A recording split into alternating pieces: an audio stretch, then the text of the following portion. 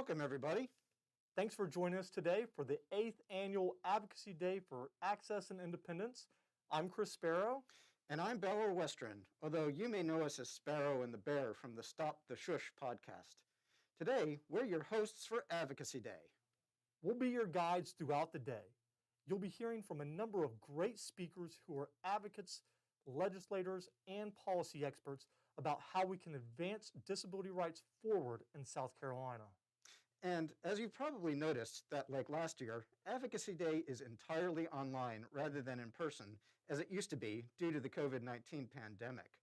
But the good news is that through these Facebook and YouTube live streams, we are able to reach even more people than ever before throughout the state and the nation. So, while you're joining us today, we want to hear from you. Say hi to us in the comments section of this video and connect with one another throughout the event. We will be asking you questions every once in a while, and we will be sharing important links in the comments section with more information and ways to take action. To start out, give us a hello in the comments section and let us know what corner of the world you're joining us from today. And before we really get in the swing of things today, I thought we could start out by introducing ourselves a little bit to you. Like I said, my name is Bellar, and I live in Columbia and work at Able, South Carolina as the Consumer Program Specialist. In my spare time, I like going to museums and state parks. Very cool.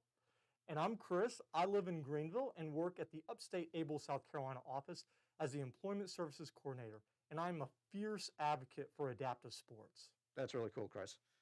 And while we both work at Able, South Carolina, Advocacy Day is a joint effort from multiple organizations working towards disability rights in South Carolina, called the South Carolina Access and Independence Network. This includes the other Centers for Independent Living in South Carolina, Walton Options and Accessibility, and many other excellent service providers that you can find listed on the unlockingbarriers-sc.org website. So shout out to all you amazing organizations. Thank you for everything you do. You can engage with them, many of them, in the comments section today. You can find them listed in the 2021 Advocacy Day Guide. Also in the guide, you can find information about today's schedule, the barriers we're unlocking, and how to engage with your legislators. If you registered for the event, then you should have received one in the mail. If you didn't get a physical copy in the mail, you can find a link to the digital accessible version in the comments section. That's right. Now to get started, we will be bringing you a variety of speakers today who will be focusing on our 4 main issue areas this year: transportation, employment, community-based services, and ADA coordinators. So first, we're going to start off by talking about transportation.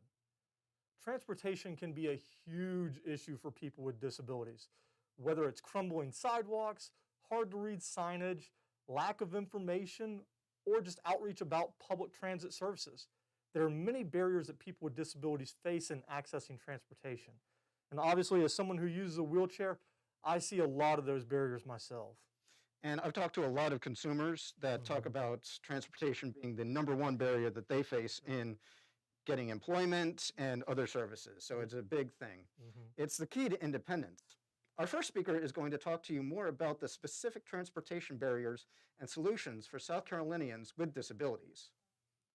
As the Director of Community Access at Able, South Carolina, Amy Shapley oversees the fee-for-service programs that ensure consumers have access to transportation, physical structures, and community resources.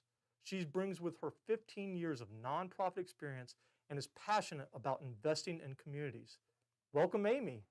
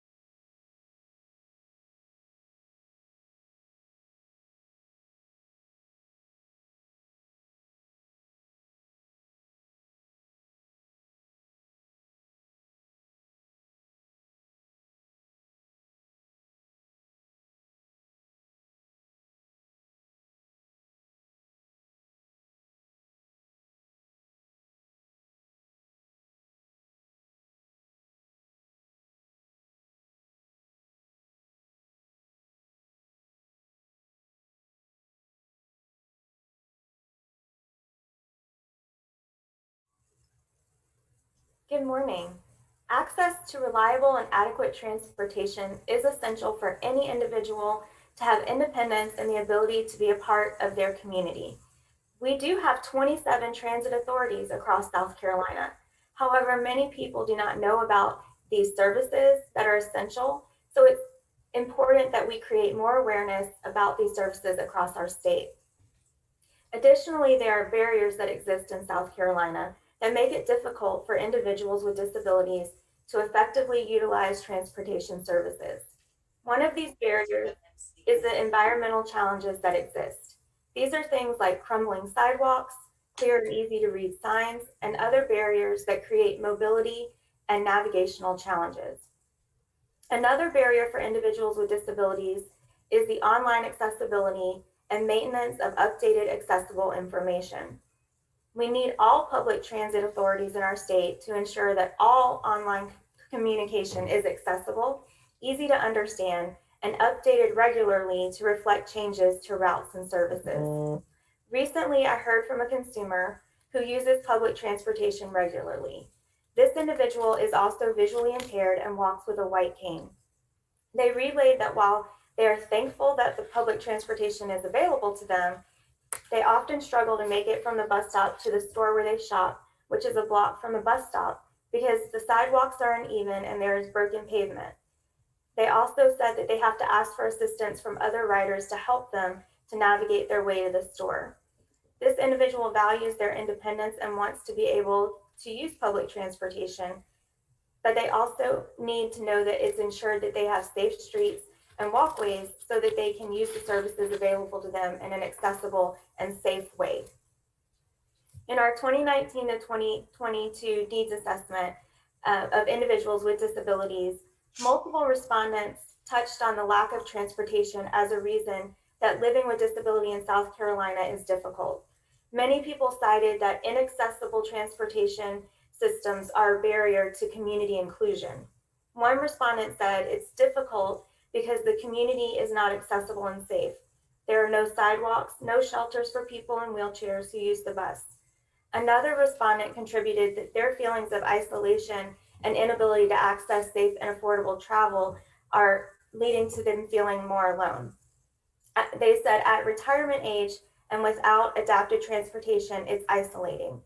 Another barrier to inclusion discussed by respondents was the lack of inclusion to social and recreational activities.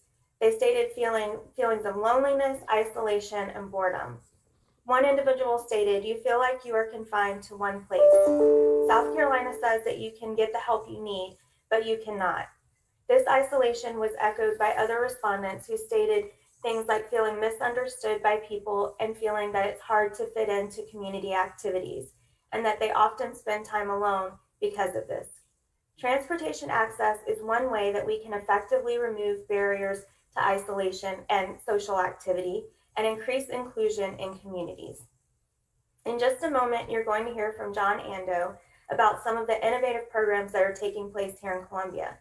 There are many exciting programs taking place across our state, but we need to be sure that there's adequate information and support and access to all public transportation services in our state so that individuals with disabilities can effectively utilize them and safely and effectively make it to their destinations.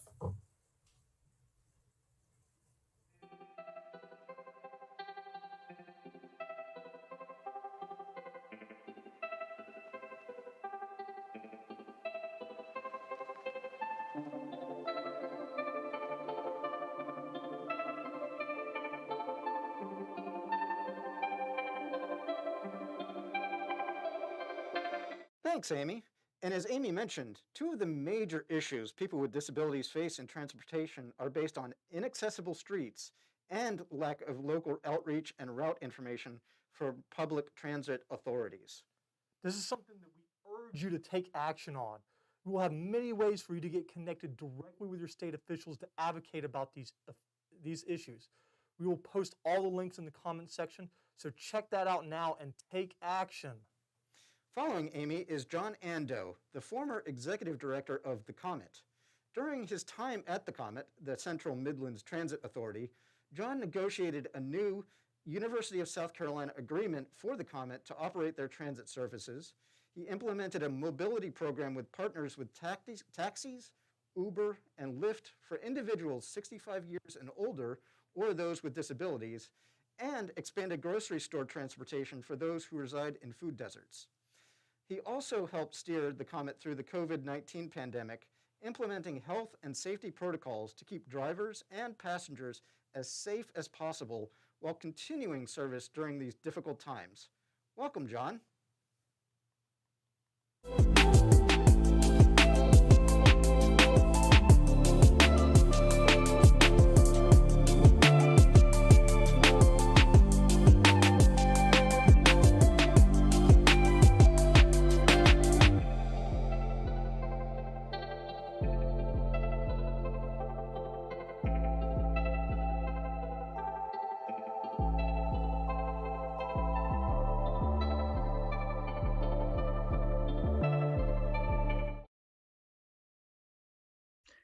Top of the morning, everybody. John Ando here. And transportation is the lifeline to connect people to quality of life opportunities. Shopping, medical appointments, social services, recreation, employment, literally wherever life wants to take you. At the Comet, we believe that being the mobility manager of the Central Midlands was critical towards ensuring that all persons had the ability to get from point A to point B without restriction. We had traditional bus service and complementary Americans with Disabilities Act paratransit service for those who could not ride traditional bus, but we wanted to do more for everybody in the community.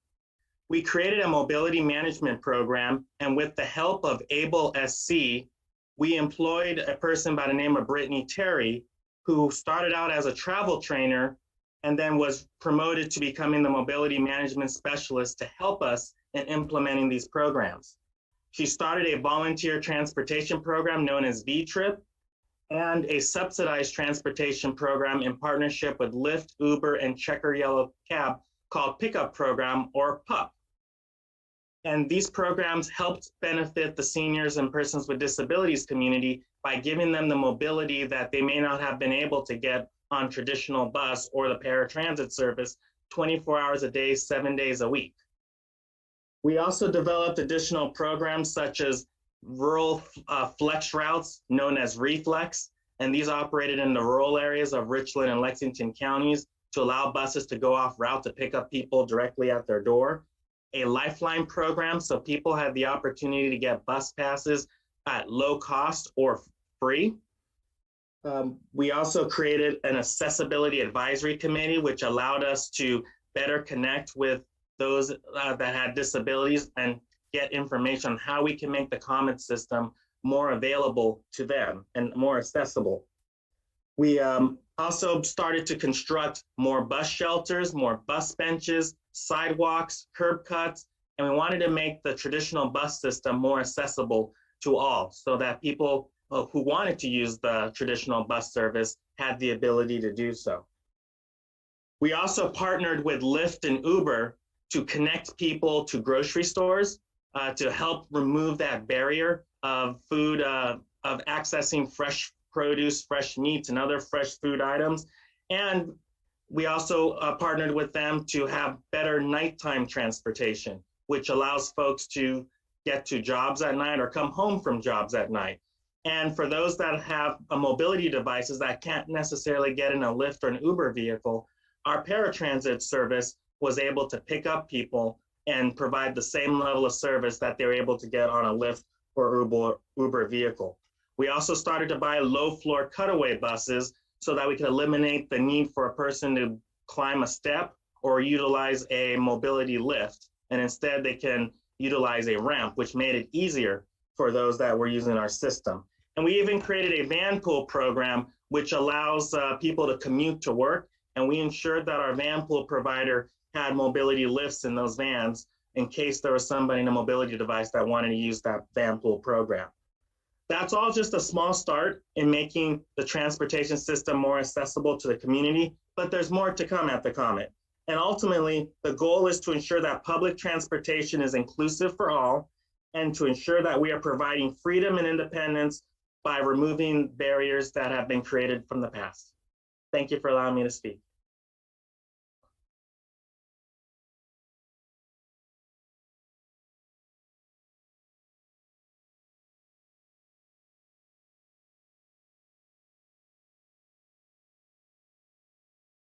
Thanks, John. Those are some really great services that Comet has pioneered to make transportation more accessible for people with disabilities in South Carolina. I wish we had some stuff like that up in Greenville. Well, maybe the folks here that are listening can advocate for that. And speaking of that, we have our friend and fellow person with a disability, Rebecca Pruitt, here to talk about the challenges she has faced with accessing transportation and how she has advocated for herself throughout all of it. I personally have gotten to know Rebecca through our Empower Hour every week, and she is a great advocate and encouraging mentor for people with disabilities. Welcome, Rebecca.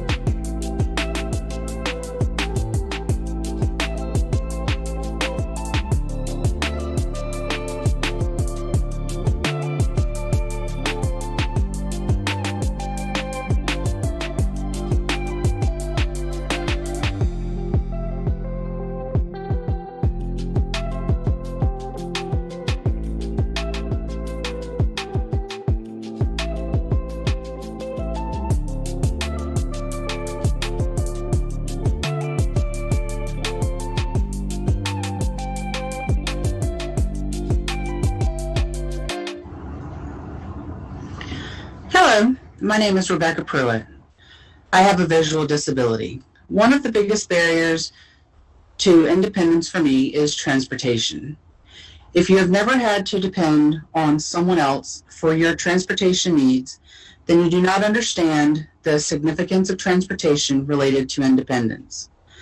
I have had to reschedule doctor appointments, cancel appointments, and miss social functions due to lack of transportation.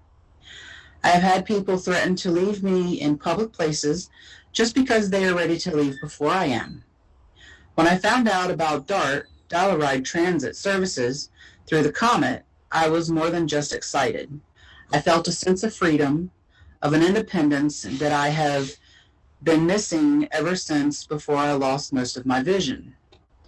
After being certified and using DART services for quite a while, I was informed that DART was no longer servicing my area.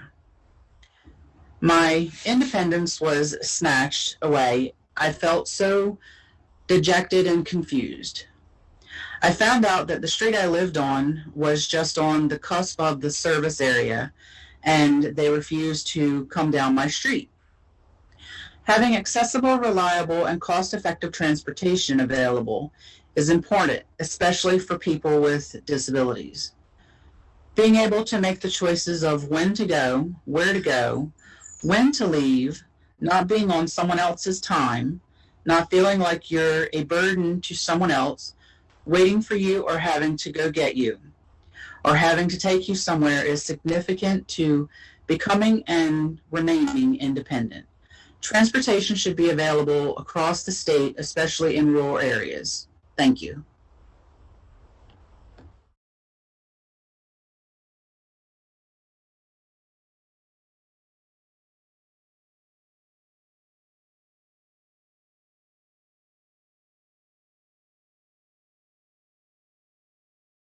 Thank you, Rebecca. It's so fantastic to hear from self-advocates, the people who are actually using the bus. Those are the people that we need to hear from.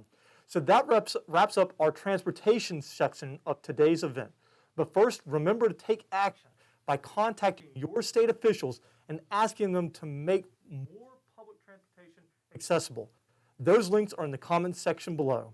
And Chris, I remember you mentioned that in Greenville, they don't have that as much as they have it here in Columbia. Yeah. So, and I bet that's the same in other parts of the state and across the nation. So it's definitely an issue. So folks, if you're watching this and you have an issue with public transportation, definitely reach out.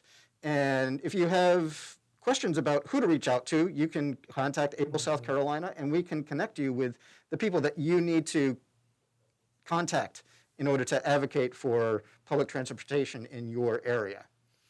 So yeah, make sure to click those links that are in the chat and to connect with your representatives right now. You don't have to wait for us to stop speaking.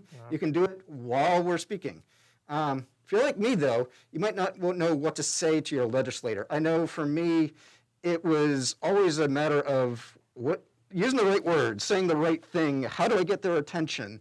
Right. And we have a marketing and advocacy experts that have written just the right message to get your legislators' attention. Okay. So when you click on those links, they will send you to a message that is just crafted to get the legislators' attention.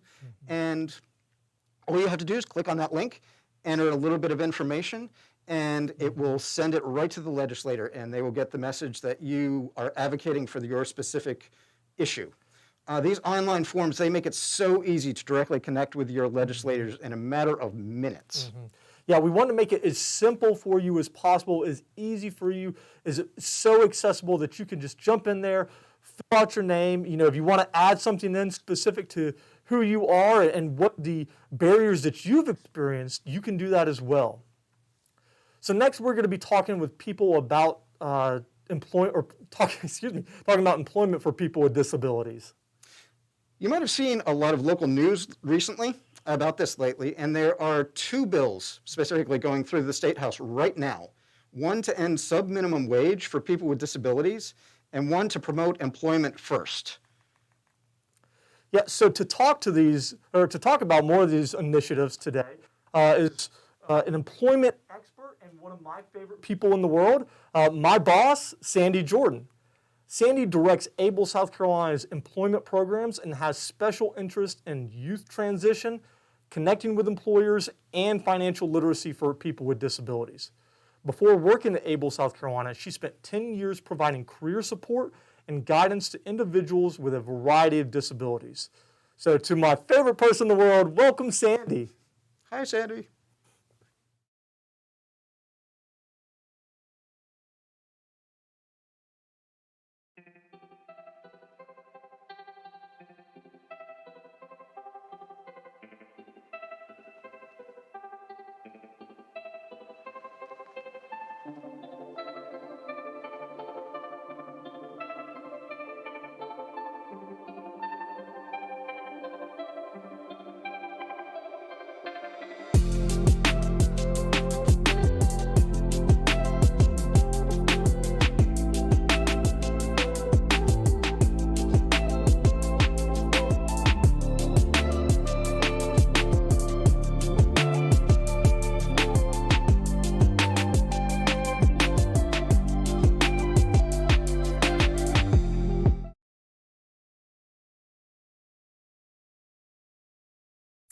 Good morning, fellow South Carolinians and others. My name is Sandy Jordan, and it is my pleasure to speak to you today about a very important topic for people with disabilities, employment. Access to equal employment opportunities has long been a barrier for people with disabilities in South Carolina and nationwide. In 2021, it's time to change that. Some statistics for you to ponder. Pre-COVID, only 34% of people with disabilities in South Carolina were employed, while almost 77% of people without disabilities were employed. That means that people with disabilities are more than twice as likely to be unemployed than people without disabilities. This needs to change. South Carolina has the 6th highest unemployment rate for people with disabilities in the country, the 6th highest. COVID-19 has only increased the employment disparity between people with disabilities and people without. People with disabilities are 40% more likely to face unemployment than their non-disabled peers since the pandemic started. It's time to change the narrative and set the expectation high for people with disabilities. Employment is the norm for people without disabilities and should be the norm for those with disabilities. Landmark pieces of legislation, such as the Rehabilitation Act, the Americans with Disabilities Act, and the Workforce Innovation and Opportunities Act, have all strived to ensure people with disabilities have equal employment. Legislation is great, but we must all play a part in demanding these laws are followed and that all citizens with disabilities have access to competitive, integrated employment. Before I move forward, I want to define competitive, integrated employment because it is at the heart of what people with disabilities want. Competitive means that people with disabilities deserve to be paid at least minimum wage and held to the same standards as everyone else. We don't want charity, we want equal rights. Integrated means that people with disabilities deserve to work in the community alongside those without disabilities. We want to be in our community and not segregated. Essentially, we are asking for real work for real pay. It's a civil rights issue. Before we dive into next steps, I want to break down just a few of the employment barriers that people with disabilities face. Education. People with disabilities are exiting high school without a diploma at a much higher rate than people without disabilities. In South Carolina, we continue to significantly lag behind other states in regard to the high school diploma rate of students with disabilities. Based on a 2019 report, an average of 68% of students with disabilities nationwide received a high school diploma. In South Carolina, only 54% of our students with disabilities received a high school diploma. Furthermore, out of the 50 states in this report, South Carolina ranked number 47. We got to do better. I think it's obvious that not having a high school diploma significantly limits your employment opportunities and chances for advancement. Those without a high school diploma are much more likely to be unemployed and underemployed. When was the last time you saw a job posting that didn't require at least a high school diploma? Training. Another employment barrier is lack of skills-based training for those with disabilities. Access to internships, apprenticeships, and job training programs are lacking, especially for those with the most significant disabilities. Students with disabilities are less likely to have access to career and technical education, CTE programs. With so many of these students not receiving a high school diploma, they don't have access to technical schools or universities.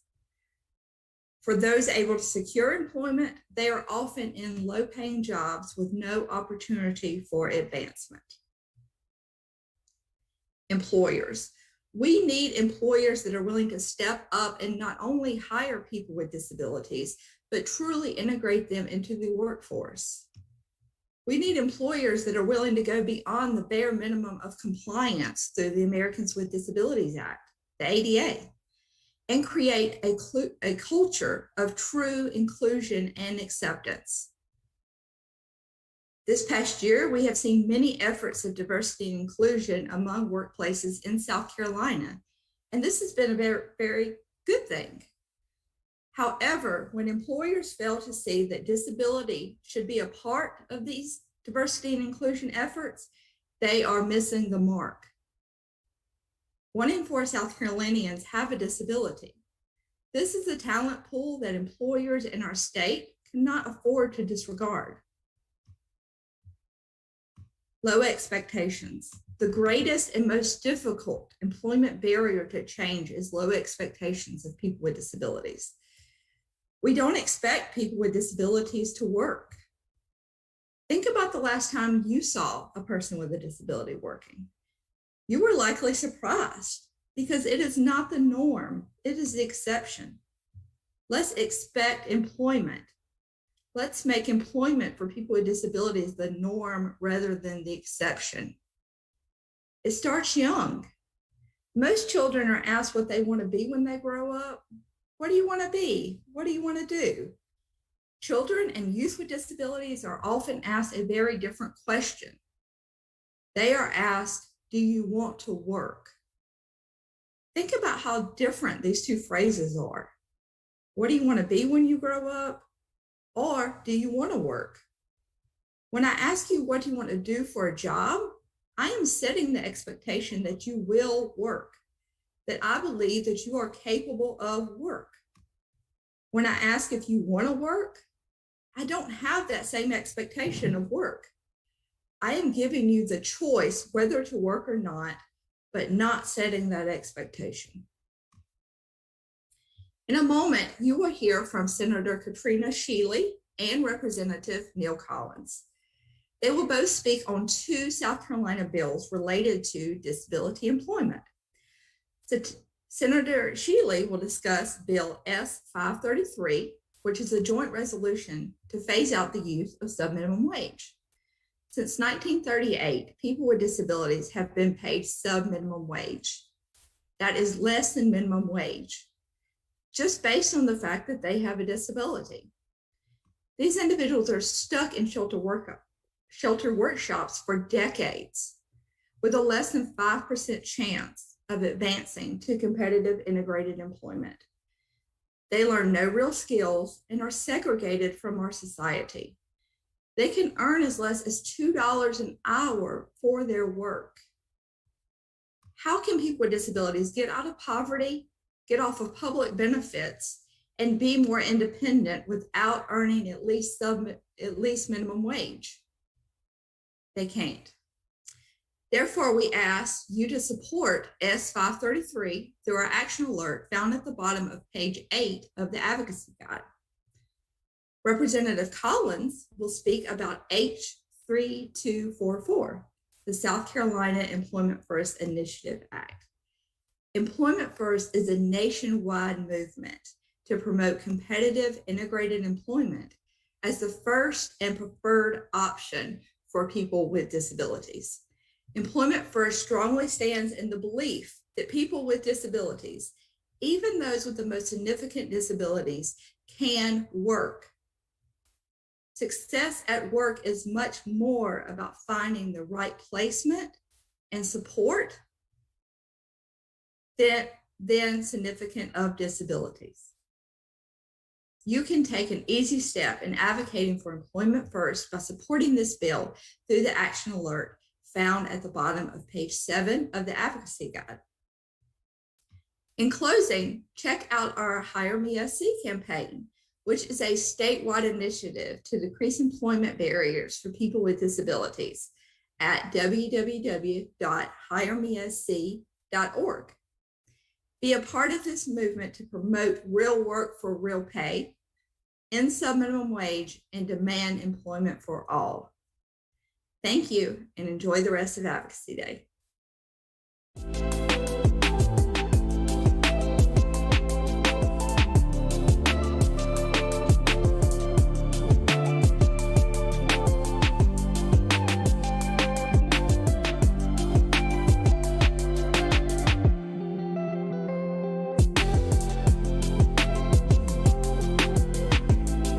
Thank you so much, Sandy. That was some great information.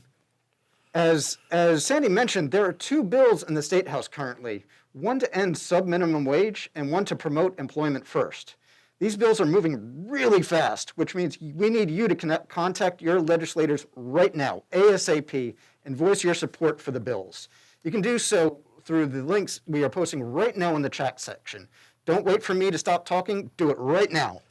As we're doing that, I want to take a moment to thank some of the people that are in the South Carolina Access and Independence Network that are making this Advocacy Day possible. You can find all of them in our handy-dandy Advocacy Day guide right here that you should have received.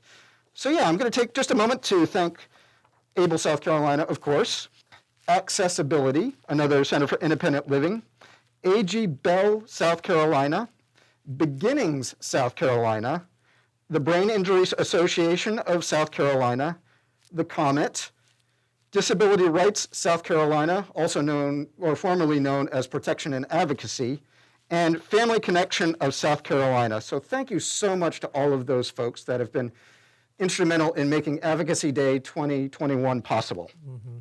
And also in your Advocacy Day guide, all the way at the back, if you look, you can find some links to reaching out to your legislators. Please, please, please use these links. You can also find them in the comments section. We need your help. It's your voice that makes the difference. It's your voice that we need to advocate for people with disabilities and going out and reaching out to our legislators. I know usually we're at the State House and we can go and we can knock on some doors and speak to whoever we want to. It's a little different this year, but we still want to make sure that you all have a voice and you can use that voice. So speaking of legislators, next we have Senator Katrina Shealy joining us to speak. You're talking about a champion for people with disabilities. She's been an incredible champion over the years for people with disabilities.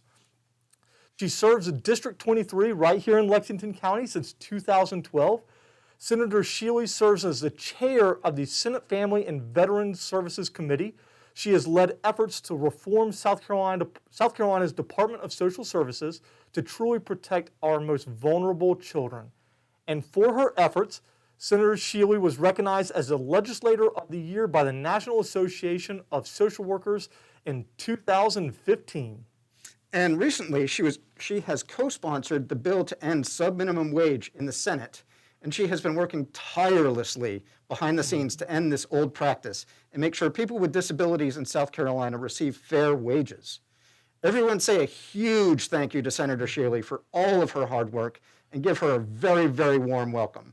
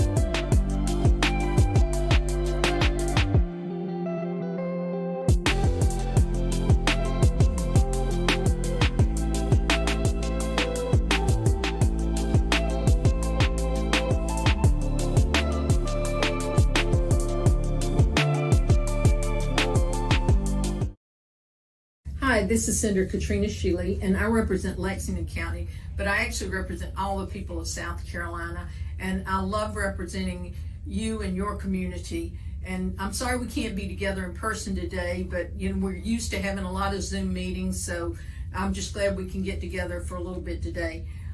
I want to talk to you a little bit about the sub-minimum wage bill, which is all the rage these days, and everybody's excited about it. And over 80 years, the people in the disability community have been able to be paid sub-minimum wage for the same job that everybody else has gotten paid at least minimum wage for.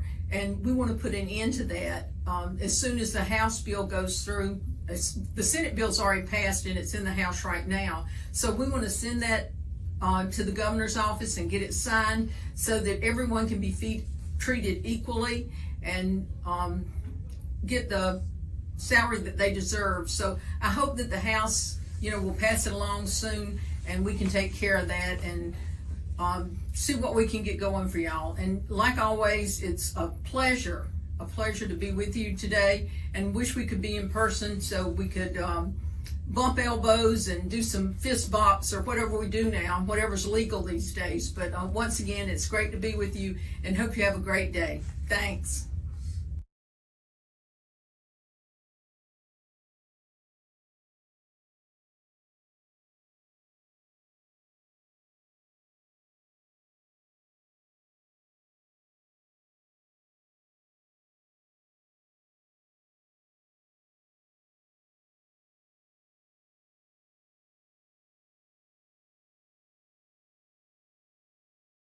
Yes, thank you so much, Senator Shealy. We really appreciate all of your hard work that you've done throughout the State House. You've really led the effort on sub-minimum wage and, helping people who are in situations where they can earn more money to be able to have the opportunity to be able to do that and to earn, as much money as they want to earn and be able to live a more empowered and self-sustaining life. So thank you all for your help. As a reminder, you can take action and tell your state representative to end sub-minimum wage for people with disabilities by going to bit.ly. That's bit.ly / sub-minimum wage, end sub-minimum wage .com? No, just end sub-minimum wage, excuse me, end sub-minimum wage. And that's also linked in the comments below. So that, again, it was bit.ly / end sub-minimum wage. So next up, we have Representative Neil Collins to talk about the Employment First bill. Representative Collins was first elected in 2014 as a member of the South Carolina House of Representatives and the Freshman Caucus Chairman. He serves on the Education and Public Works Committee, the Joint Committee on Children, and the Legislative Oversight Committee. Representative Collins received the South Carolina Public Health Association's Legislator of the Year Award in 2016 for his work. Representative Collins has been a longtime supporter of Employment First for years now, and he's actually co-sponsored the bill and worked hard to push it along in the State House. So thank you so much for your service, and welcome, Representative Collins.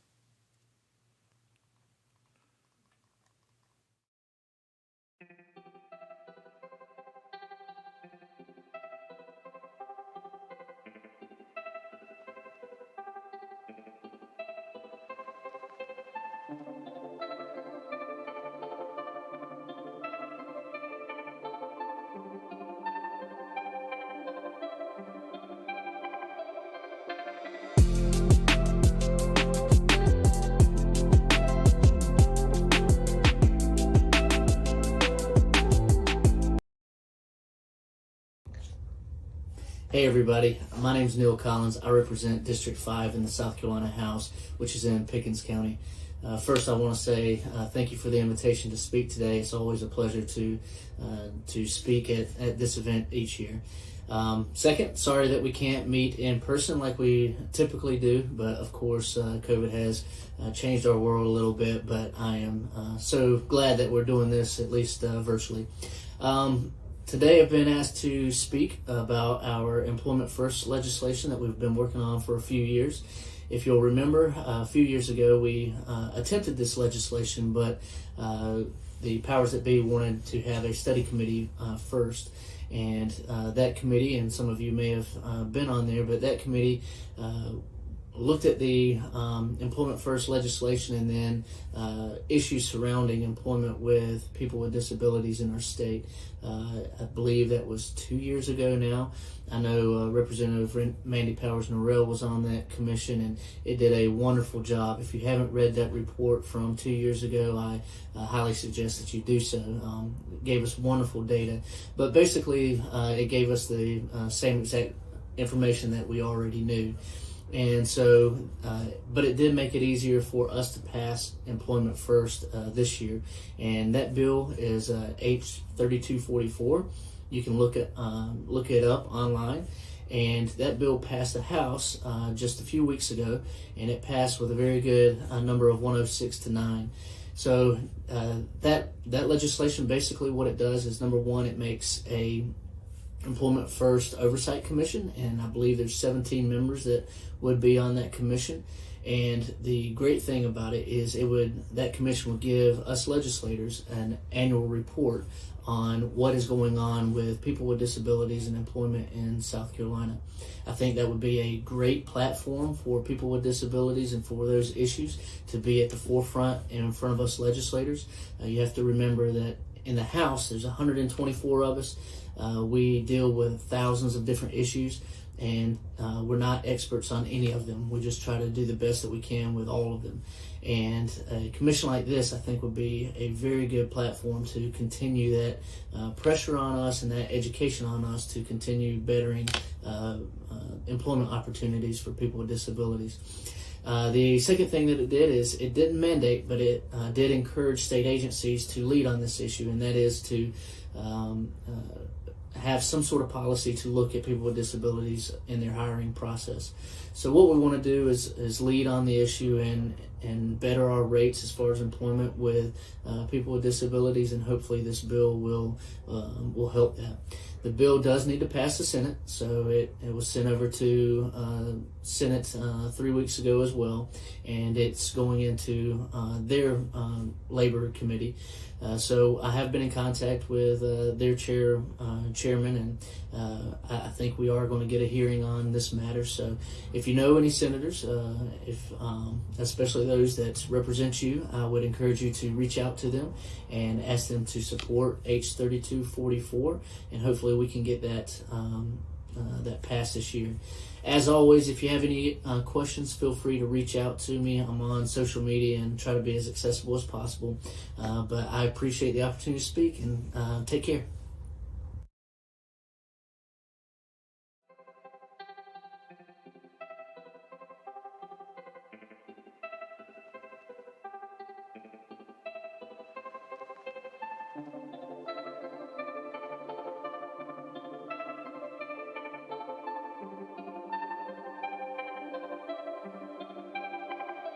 Thank you so much, Representative Collins. As he mentioned, Employment First is currently in the Senate, going up for a vote soon. So make sure to reach out to your senators to tell them that you support this bill. And Chris, I don't know about you, but I used to think that my voice didn't really matter. I was just one voice in a sea of voices, so why does it matter for me to reach out to my representatives? But that's just not true. Every voice matters. So we encourage you, please go to your representatives, let them know what you think and how you feel about all of these bills. They want you to reach out. Exactly. They want to hear from you. They work for you. And they don't know what you think. They're not mind readers. So they need to hear from you directly. And like we've been saying, the best way to do that is in the chat section right below. You can go to that link, bit.ly, that's bit.ly /SCEF action to send a note to your representatives about the South Carolina Employment First. And Chris, I understand that there was some other chat going on in the chat section. Yeah, there's a lot of good chat, a lot of good information. And, shout out to David Wheeler. We hear you, we see you out there. And thank you for interacting and being a part of what we're doing here today. Before we get started with our next speaker, I wanted to go back into the advocacy guide and give a shout out to some of our other organizations that have helped us to make this possible. So a big thank you to the National Federation of the Blind for South Carolina, Our Voices Count Too, South Carolina Assistive Technology Program, South Carolina Association of the Deaf, South Carolina Association of People Supporting Employment First, otherwise known as APSE, the South Carolina Commission for the Blind, the South Carolina Developmental Disabilities Council, and the South Carolina Spinal Cord Injury Association. Our last speaker on employment today is Angela, or Angie Green. Angie is a person with a disability in South Carolina who worked in a sheltered workshop for over 20 years. Then she ended up moving towns and was able to connect to a service provider who helped her find employment paying a living wage. That's a good thing. Yeah, it's a very good thing. She has since worked in the community for the past 6 years, and she advocates across the state for ending sub-minimum wage. So welcome, Angie.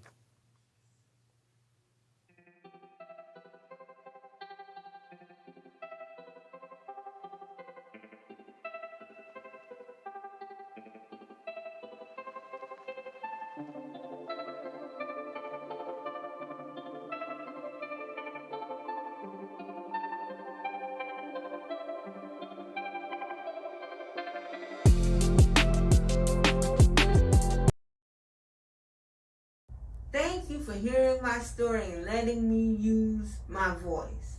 My name is Angela Green. I used to work in a sheltered workshop from 1994 to 2015, which is a long time being cooped up somewhere like a slave. I worked every Monday through Friday and made up to $3 an hour. I always believed in myself and knew that I could work somewhere else, but I didn't have any support or anyone to believe in. In 2015, I finally found another service provider to help me reach my goals. They helped me find a job in the community very fast. They believed in me and gave me a chance. I have been working for the University of South Carolina for the past 6 as a dining room attendant. I work 20 hours a week, making more than minimum wage. I regret being in the sheltered workshop. I was there for 21 years, but now I have worked in the community for 6 years. Working is important to me, so is making money. Real money. Working has helped me be more independent. No one should be treated like I was. No one should make $3 an hour. We are people too. I think this is good. Everybody wants to rule the world. Nobody wants to help it. I'm speaking from a disability community point of view. If you walk in our shoes, you would understand how they fit. So how are they going to fit? They are going to fit by trying them on. I am so grateful. I got beautiful new shoes to wear, so to speak. So give others the chance to wear some. All the more why the sub-minimum wage bill is important, because it will prove that we are not limited to our disability.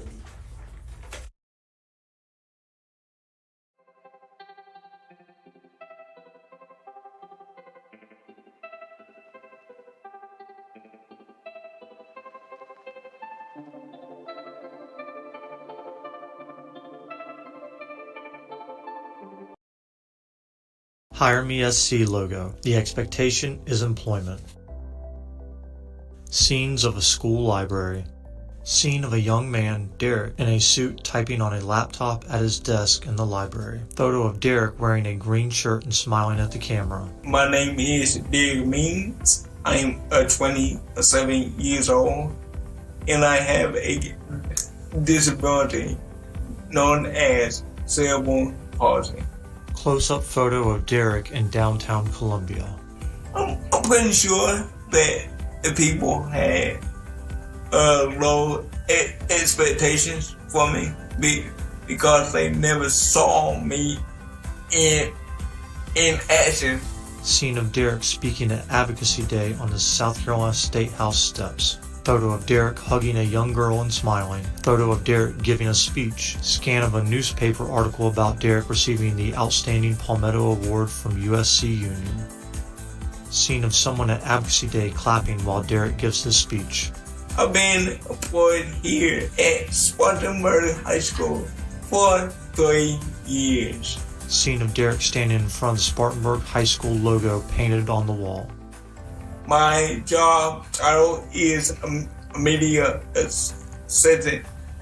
Scenes of Derek performing different duties at the library.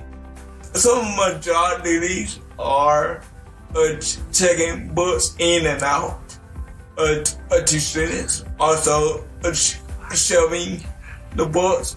I also am in charge of making sure that the students are well behaved here in the library. I want to be a positive role model to the students.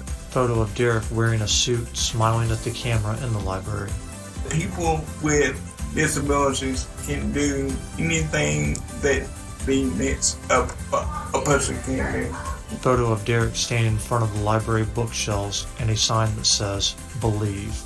Don't assume that just because a person with a disability cannot do it, because we are people first, you know. Scene of a young man, Derek, in a suit typing on a laptop at his desk in the library. Hire people with disabilities because we are able and capable of doing the task. Scene of Derek laughing in slow motion. Contact us. Go to hiremesc.org or email us at hiremesc@able-sc.org. Able, South Carolina, Independent Living for All. Funded by the Administration for Community Living.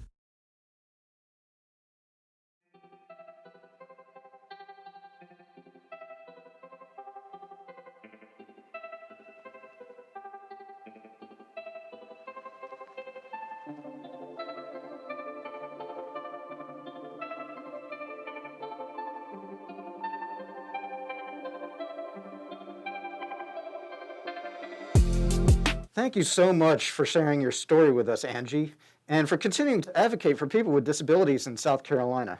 You know, Chris, I also know Angie pretty well from Empower Hour, and she is such an encouraging and wonderful presence with anybody that she meets.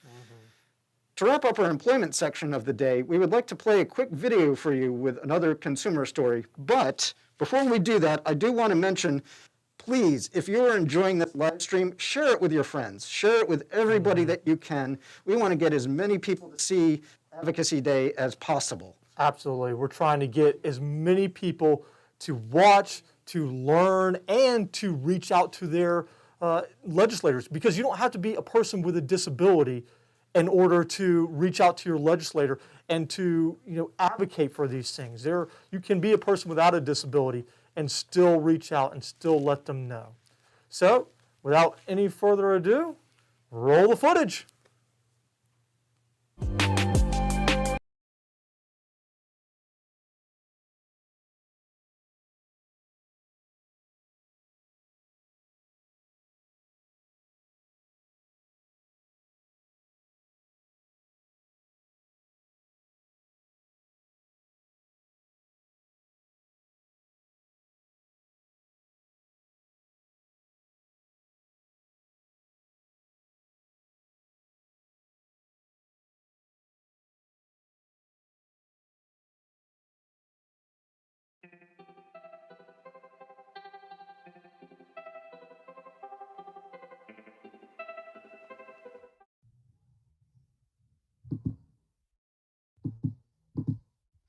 Thousands of South Carolinians with disabilities are currently living in segregated institutions, including nursing homes, psychiatric facilities, and institutions for people with intellectual and developmental disabilities. However, the evidence shows that people who live in their own homes and communities are safer and have more control over their lives. They have more friends and are engaged in their communities. Overall, they report a higher quality of life. I mean, don't we all want the right to stay in our own homes and communities as we age and our disability progresses? We deserve to choose our own meals, to go out into the community or have visitors as we please, and have privacy and choice. We are all human and deserve to be treated as the individual we are in the setting we prefer. Not only do we deserve it, but it is our legal right. In 1999, in the Supreme Court case of Olmstead versus LC, the court ruled that Title II of the Americans with Disabilities Act prohibits the unjustified segregation of individuals with disabilities. Justice Ruth Bader Ginsburg said in her opinion, confinement in an institution severely diminishes the everyday life activities of individuals, including family relations, social contacts, work options, economic independence, educational advancement, and cultural enrichment. The services to support people with disabilities do exist, and in the majority of cases are less costly than institutional placement. Home and community-based services are Medicaid services delivered, as the name suggests, in an individual's home and community. These services can assist people who need support with everyday activities like getting dressed or bathing or preparing meals. Some examples of these services are skilled nursing care, therapy, including occupational, physical, and speech, medications, wheelchairs, and personal care attendants. These are many of the same services you can get in a facility, but having them in your own home means they are provided one-on-one at your direction to meet your specific needs. So if these services exist and are less costly than care in an institution, why do we still rely on institutions like nursing homes? The answer is that we're still fighting against outdated ways of thinking about disability. The days when it was easier to store us all in an institution and treat us all the same, without regard to our individual personalities and preferences. It's taking way too long to move away from that model to a more individualized one that recognizes the value we have to contribute to society. Currently, thousands face long waiting lists to get the support they need in the community. There's also a shortage of providers due to low Medicaid payment rates. In 2018, South Carolina ranked 32nd in the nation for percentage of long-term supports and services funding that was used for home and community-based services. We can do better. There are so many ways we can prioritize home over community, home care over institutional care. For example, South Carolina, like most other states, has a program designed to transition people out of nursing homes and institutions back into the community. This program is called Money Follows the Person. South Carolina's Money Follows the Person program has been drastically underperforming our neighboring states in the number of individuals transitioned into the community each year. A few months ago, we sent out a call to action to all of you to encourage the South Carolina Department of Health and Human Services to apply for $5 million to strengthen and expand the program. You all responded and your voices were heard. I'm pleased to announce that in part due to your efforts, the South Carolina Department of Health and Human Services will be applying for those funds to improve the Money Follows the Person program. And we look forward to partnering with them so that the services offered are comprehensive enough that those with high support needs can be safe, healthy, and happy in the community. Nothing about us without us. Stay tuned for our work on that project as it continues. COVID-19 put a spotlight on what the disability community has been saying all along. We cannot continue to push individuals with disabilities into congregate settings or group settings to live, work, and learn. More than 1 in 3 South Carolina deaths from COVID were nursing home residents or staff. Let me repeat that just so everybody can understand how severe this was for the disability community. More than 1 in 3 of the South Carolina deaths from COVID were nursing home residents or staff. And those living or working in other types of facilities for people with disabilities were hit hard as well. Local news stories highlighted the lack of proper protective equipment to safely serve residents in institutions for intellectual and developmental disabilities during the COVID crisis. A state psychiatric hospital was hit with an outbreak of cases that also claimed multiple lives. There's a misconception that because facilities have 24-hour staffing, that residents have access to more care than they can receive at home. The staffing ratios make that mathematically impossible. Staffing ratios vary by type of facility and even by shift, but as a typical example, having a ratio of 1 staff for every 8 residents would mean that each resident gets 1 hour of direct support per shift. 1 hour per 8-hour shift. Residents who medical professionals have deemed to have the highest support needs are getting maybe 3 hours of direct care a day, but that's only if attention is split evenly among the residents. Honestly, we are tired and heartbroken from hearing stories from members of our community in nursing facilities who waited for hours to be changed out of soiled clothes, who asked for days to have their nails trimmed, who were given only sponge baths most days because regular baths were too time consuming. Even more alarming, we recently had a case where an individual who was recovering from a stroke in a facility was sexually assaulted by a staff member. There are still so many assumptions that we are not appropriate for the community and that our needs cannot be met at home. But we see on a regular basis that life in an institution provides little individualized care for big money. There is a better way. Our states need to continue shifting our Medicaid dollars toward community services and supports. A proposed federal law called the HCBS Access Act would help change that. Currently, services and institutions are mandatory or required to be covered by state Medicaid programs, but community services are optional through Medicaid waivers. Disability advocates have been fighting against this institutional bias for years. HCBS Access Act would help make waiver services a part of the state plan instead of optional services, but that still won't help as South Carolina's rates for direct care workers are too low to attract enough providers to meet the needs of those on the waiting list. There are steps our state can take without waiting on federal law mandates. We need to raise the pay for those providing community services to entice them into this field and pay them what they deserve. We need to reduce waiting lists so individuals do not end up in institutions while they wait for care in the community. South Carolina must make community services a top priority. It will save money for the state in the long run, but most importantly, it is the right thing to do. People with disabilities deserve the same opportunities to live in the community as those without disabilities.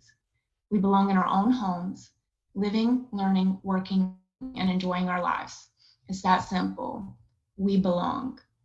Thank you for letting me talk about this important issue today.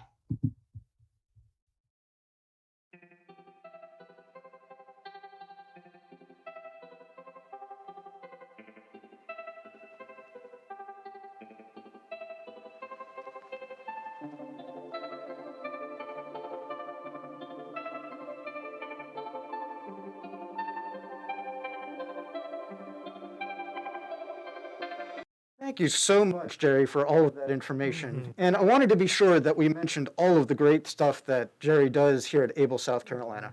She is the Senior Vice President and Chief Program Officer at Able South Carolina. She manages consumer services and programming at Able South Carolina, and she focuses on collaborative projects to address systemic barriers to access and inclusion. She also educates professionals on the rights of people with disabilities through training. Prior to coming to Able South Carolina, Jerry worked as a disability rights attorney for 6 years, where she focused on community integration and abuse and neglect issues. She co-authored a report and manual about the substandard residential facility conditions, and she successfully represented dozens of individuals who are facing Medicaid service reductions and denials. So again, thank you so much, Jerry. Yeah, Jerry, we absolutely appreciate your time and all the hard work that you do. This is actually a great time to remind you to chat with us in the comment section. We want to hear from you. Go ahead and reach out. Let us know, what your experience has been like with some of these issues we're talking about, so employment and transportation and community service issues, or something that's really stuck out to you that you learned today. We're getting a lot of good information here, and so we want you to be interactive with us. So please, take some time out and start chatting and let us know how you feel. Yeah, we definitely want this to be interactive, kind of a conversation. We don't want to just be talking to you. We want you to talk back to us and have this conversation keep going longer than today. We want this to go on and on. Advocacy doesn't stop on just one day. No, it doesn't. It goes on continuously, but it only happens when you advocate for yourself and for people in your community. Yes, we need you to advocate along with us. That's the only way that we can help make sure that we're getting things done. Yep, we can take it so far, but the more people that we have on the bandwagon, the more legislators and people in power know that these issues are important. So definitely talk to us. Let us know what you're thinking. Let us know how we can help you, and if you want to, how you want to work with us. We want to work with you. You want to work with us. Let's make that happen. Absolutely. So next, we are going to have Beth Franco speak to us about her experiences leading Disability Rights South Carolina, which is formerly known as Protection and Advocacy. Beth is the Executive Director of Disability Rights South Carolina, where she leads a team in protecting and advancing the legal, civil, and human rights of people with disabilities in South Carolina. Disability Rights SC provides legal support to people with disabilities and also monitors and investigates the conditions in facilities where people with disabilities live and work, such as community residential care facilities and institutions. They've released 2 reports on the abuse and neglect that people with disabilities face in institutions. We're happy to have you here today, Beth.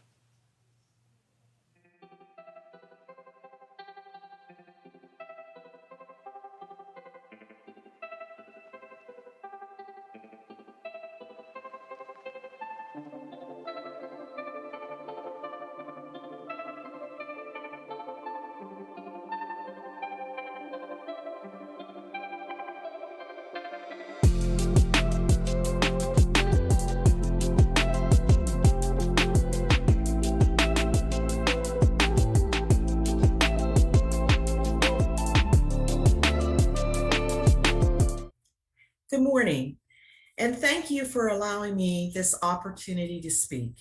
My name is Beth Franco, and I'm the Executive Director for Disability Rights South Carolina, also known as DRSC. DRSC is a private nonprofit mandated by the federal government to protect and advocate for the legal, civil, and human rights for people with disabilities here in South Carolina. DRSC is the protection and advocacy system for South Carolina, and we help people with disabilities understand and defend their legal rights. This includes the right to live and work in their community. People with disabilities have historically been segregated from the rest of society and unable to participate in everyday life that we all take for granted. When the American with Disabilities Act was passed in 1990, the segregation of people with disabilities was noted as a particularly serious and pervasive problem.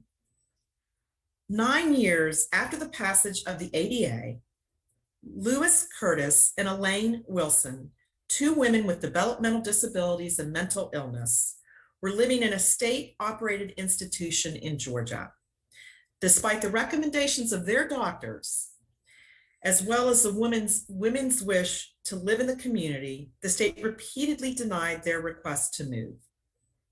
They filed a lawsuit under the ADA, and on June 22nd, 1999, the Supreme Court of the United States found that unjustified institutionalization is discrimination under the ADA. This was known as Olmstead versus LC.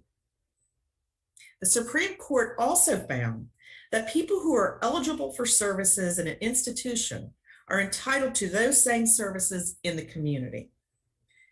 Their opinion allowed states to develop and put in place an Olmstead plan to outline how the state will ensure that people can be moved out of institutions, how they will be moved out of institutions, and how they will receive services they require in the most integrated setting appropriate to their needs. It has been over 20 years since Olmstead, and South Carolina still does not have an Olmstead plan. Many state agencies continue to work but they are working in silos to provide community-based services to help people with disabilities in the least restricted environment. They are trying to help prevent individuals from being placed in institutions versus living in their home and community. However, these efforts have not led to solutions for many people with disabilities and their families. And today we find several things that concern us. First, individuals living in institutions who wish to live in the community are unable to access services such as housing, employment, skilled nursing care, and educational services. This lack of access prevents them from moving into a more integrated setting. Second, families of children with developmental disabilities that also have serious behavioral and mental health issues are not receiving appropriate behavioral health services in the home. And this is exposing them to the risk of institutionalization as they get older and age out of school. And third, individuals that qualify for services under one of the state Medicaid waivers face waiting lists that sometimes can be many years long, meaning that they are at risk for institutionalization just while waiting to receive waiver services. South Carolina continues to rely on institutions to care for and serve people with disabilities in South Carolina. This situation violates the law, is costly to our state, and more importantly, sacrifices the health and happiness of the people that we serve. DRSC has seen the impact of COVID-19 on residents in long-term care facilities this past year, and we recently published a report highlighting how unprepared staff and residents in long-term care facilities were in protecting themselves against the virus.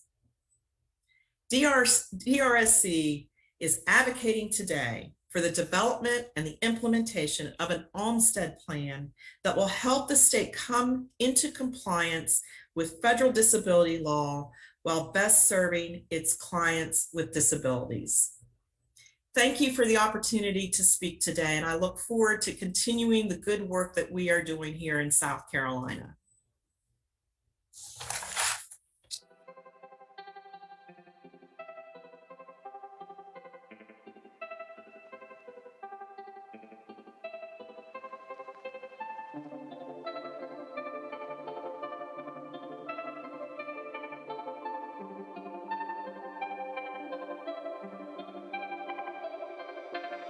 Thank you so much, Beth, for all that incredible and useful information. You are such an asset to the disability community. Absolutely. And now that we've heard from our last community-based service speaker, it's our time to remind you that Advocacy Day is all about taking action. And I just wanted to mention that some of you have already been taking action. I wanted to sort of shout out Rodney Peebles, Tony Holmes, Julia Hartman. Thank you so much for communicating in the chat, chatting with us and keeping that conversation going. Keep it up. And anybody else, if you have questions, if you have comments, please, please, please, just put them in the chat. Let us know you're out there. Let us know you're listening. We want to make sure that we are talking to as many people as possible and that we're getting that message out.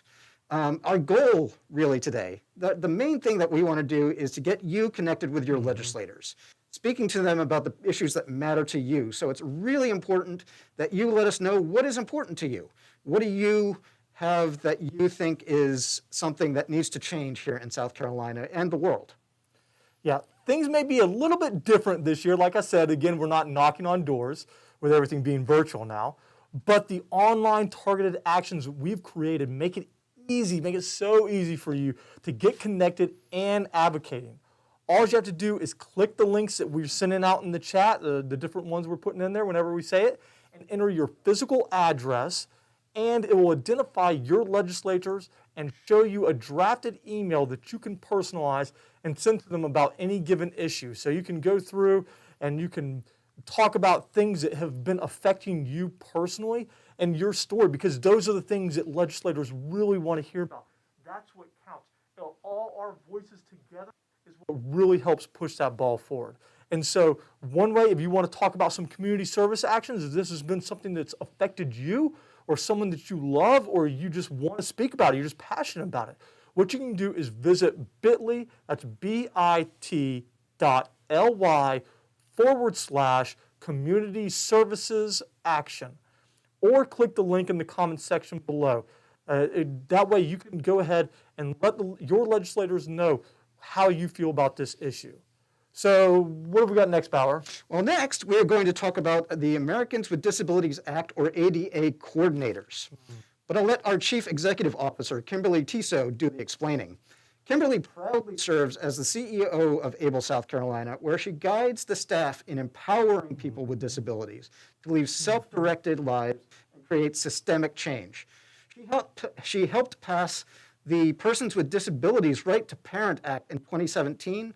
She fought for people with disabilities to be prioritized in the COVID-19 vaccine distribution and has led countless efforts to create systems change for people with disabilities in South Carolina. Absolutely. Take it away, Kimberly.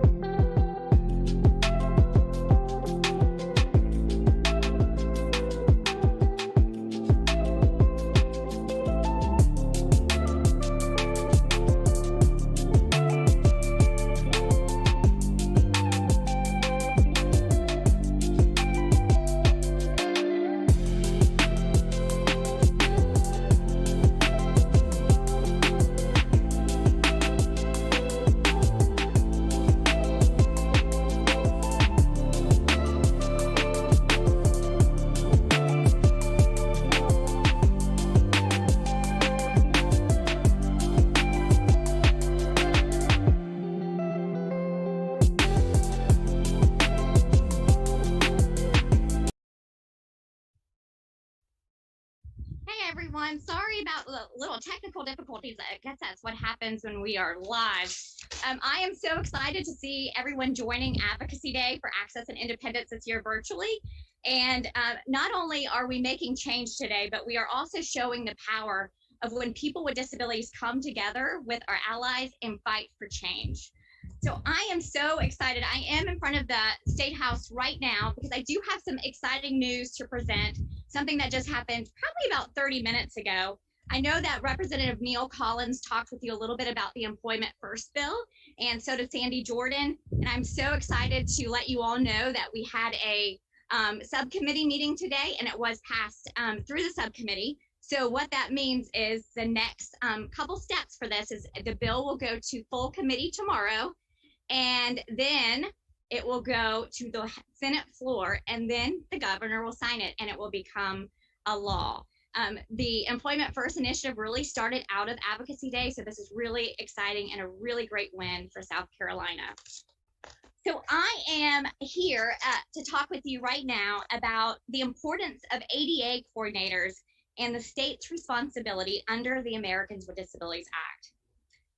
The Americans with Disabilities Act, or ADA, will be celebrating its 31st birthday in July. However, there are several opportunities in South Carolina to ensure the state is being held accountable and is held to their responsibilities. When George H.W. Bush signed the Americans with Disabilities Act, he said, "Let the shameful walls of exclusion come down." However, that shameful wall remains up, as you are seeing in regards to some of the barriers that we are talking about today. We must educate our state to do their part of making sure we are eliminating barriers for people with disabilities. And we, as I said, we are getting ready to celebrate 31 years of having rights. So there is no more excuses to discrimination or barriers that are impacting people with disabilities. So what are our state's responsibilities under the ADA? Well, so let me tell you, the responsibilities, they must follow Title II of the ADA. So what Title II does is it prohibits the discrimination against qualified individuals with disabilities in all programs, activities, services, and of public entities. And this also applies for local governments. It applies to all state and all local governments, their departments and agencies, and other special purpose districts and state or local governments. And so sometimes that means school districts. So in short, the state should be making sure that we have access to all of these programs and that we are not facing any discriminations. So for agencies and departments with over 50 employees, they are also required to have an ADA coordinator. And ADA coordinators, what their role is to do is they help to make sure the state is not only ADA compliant, but they also make sure with providing services that are equitable and inclusive to people with disabilities. And it also looks at their buildings, so making sure that there's no barriers to entering and utilizing state government buildings, which I know just from today experienced a couple barriers. The ADA coordinators will also provide making sure that the agencies are providing reasonable accommodations and that they're hiring people with disabilities and so much more. So having ADA coordinators is really critical to move our state forward. In a survey that we recently sent out, only 8 state agencies reported having ADA coordinators, but many were also not qualified. Therefore, we need to unlock this barrier, and it's a pretty easy barrier to unlock. So what we are recommending as the disability community is recommending to state government is that they, one, ensure that the state agencies not only have ADA coordinators, but the ones who are qualified and trained to help South Carolinians with disabilities receive access to services.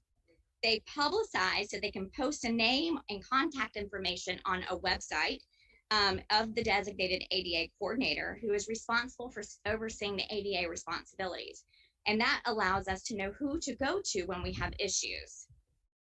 Administrate and write self-evaluations of programmatic barriers and services offered by the state. So the state needs to do an assessment of what is not accessible for South Carolinians with disabilities and make a plan for that.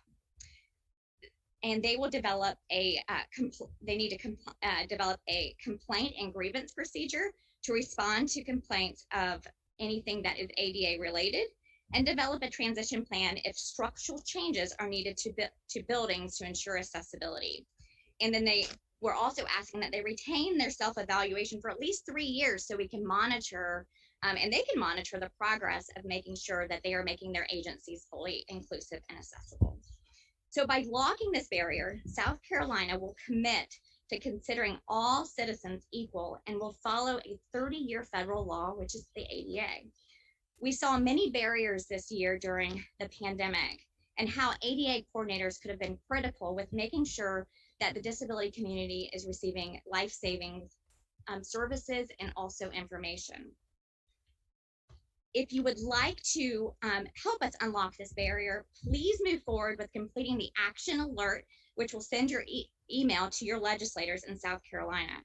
You can also schedule a time to meet and call your legislator so that your representative knows more about the disability community. They represent you, so they need to be making sure that they're also representing people with disabilities, and they have to hear from the disability community in order to do that. So I am now going to pass this to a very special friend and individual in the disability rights movement. I am so excited to introduce you to Kelly Buckland. Kelly Buckland is the executive director of the National Council for Independent Living. He has fought for everyone in the disability community on the national level in DC, and has been able to really do amazing things with passing legislation, but also protecting our rights. So I am going to go ahead and introduce Kelly Buckland, and he will begin in just a moment. Thank you all so much, and keep advocating and using your voice to make change.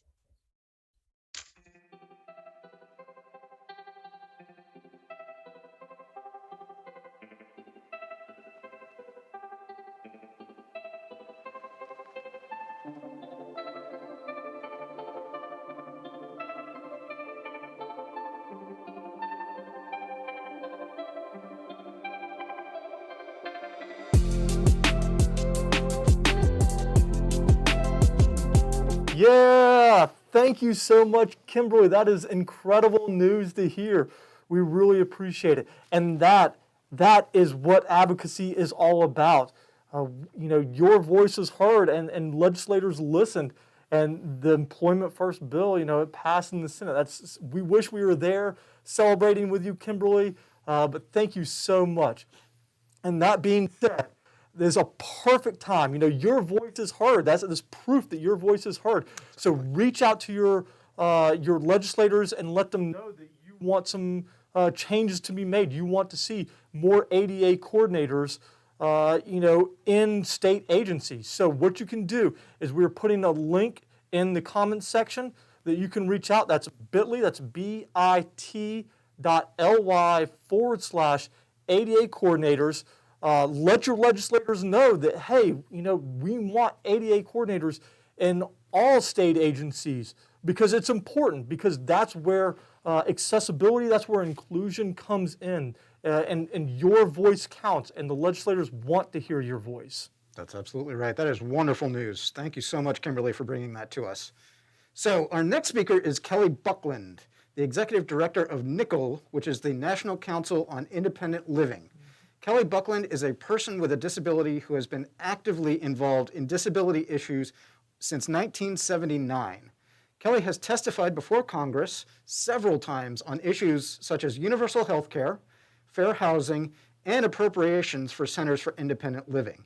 He's been closely involved with the direct service and systemic change aspects of the independent living movement. Kelly has been involved with NCIL since 1998, and just recently announced his upcoming retirement as executive director. You've done a lot of hard work, Kelly. So we want to take a moment before you speak and thank you sincerely for all the incredible disability rights work that you have done for the past 42 years. That's such a great thing. So everyone, please join me in congratulating, thanking, and welcoming Kelly Buckland.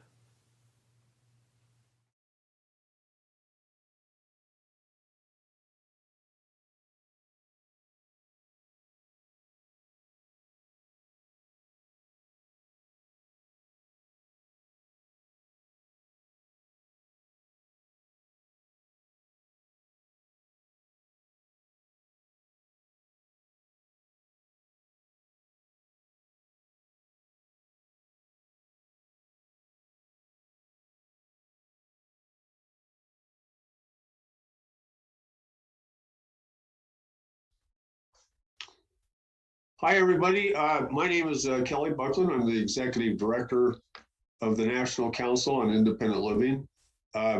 And I'm thrilled to be here with you today. And thanks to Kimberly for inviting me to speak to you all today. And just want to let you all know that Kimberly is one of our board members. We're the membership organization for Centers for Independent Living and statewide independent living councils. And also, I just want to congratulate all of you on a very successful advocacy day at the Capitol. We certainly are living in a different world now with everything going virtual because of the pandemic. But we really have been able to grasp the day and really have thrived through a lot of this. In fact, we've learned ways to make these kinds of events accessible to a lot more people.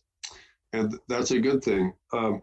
However, these kind of events and the way that we've had to go about our business in this new world of the pandemic has also brought up a whole new set of accessibility issues, which I think adds to the whole reason that the ADA coordinator's role is so important.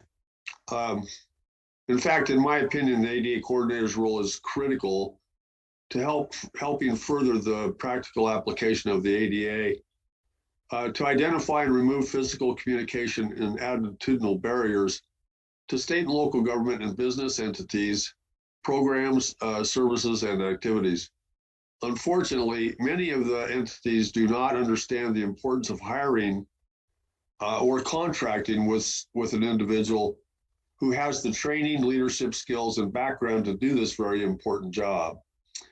Too often, they appoint someone who has little knowledge or time to do this critical job. This can make a difference in whether or not people with disabilities can live, work, recreate, and actively participate in our communities. So ultimately, we all must work together to create universal, accessible communities that go beyond the minimum requirements of the civil rights laws impacting people with disabilities and create welcoming communities, which includes accessibility. An accessible community is welcoming. The ADA coordinators must have the ability to work cooperatively with people within the organization, people with disabilities, and organizations representing people with disabilities, which includes ABLE and NICL, community leaders and partners, and many more. And they must have the skills to mediate, negotiate, analyze, and apply the very best principles of the ADA. Section 504, 508, which affects what I was just talking about around virtual conferences and stuff, and fair housing regulations. So I really strongly recommend that anyone who's interested in doing this job or being an ADA coordinator get the training necessary. There's a certification program available through the ADA centers. I think it's actually the Great Plains ADA Center that offers it, but it's available through that ADA National Network. And I really would encourage you all to recommend to ADA coordinators that you run into that they complete that training, and encourage that the people responsible for or advocate with the people who are responsible for putting in these people in these positions, that they do it, that they put somebody in that position who has the skills that I just kind of talked about. So with that, I'm going to turn it back over to you guys. And again, thank you for having me, and congratulations to ABLE, the staff, and all of the volunteers that have helped make this day such a great day. Thank you very much.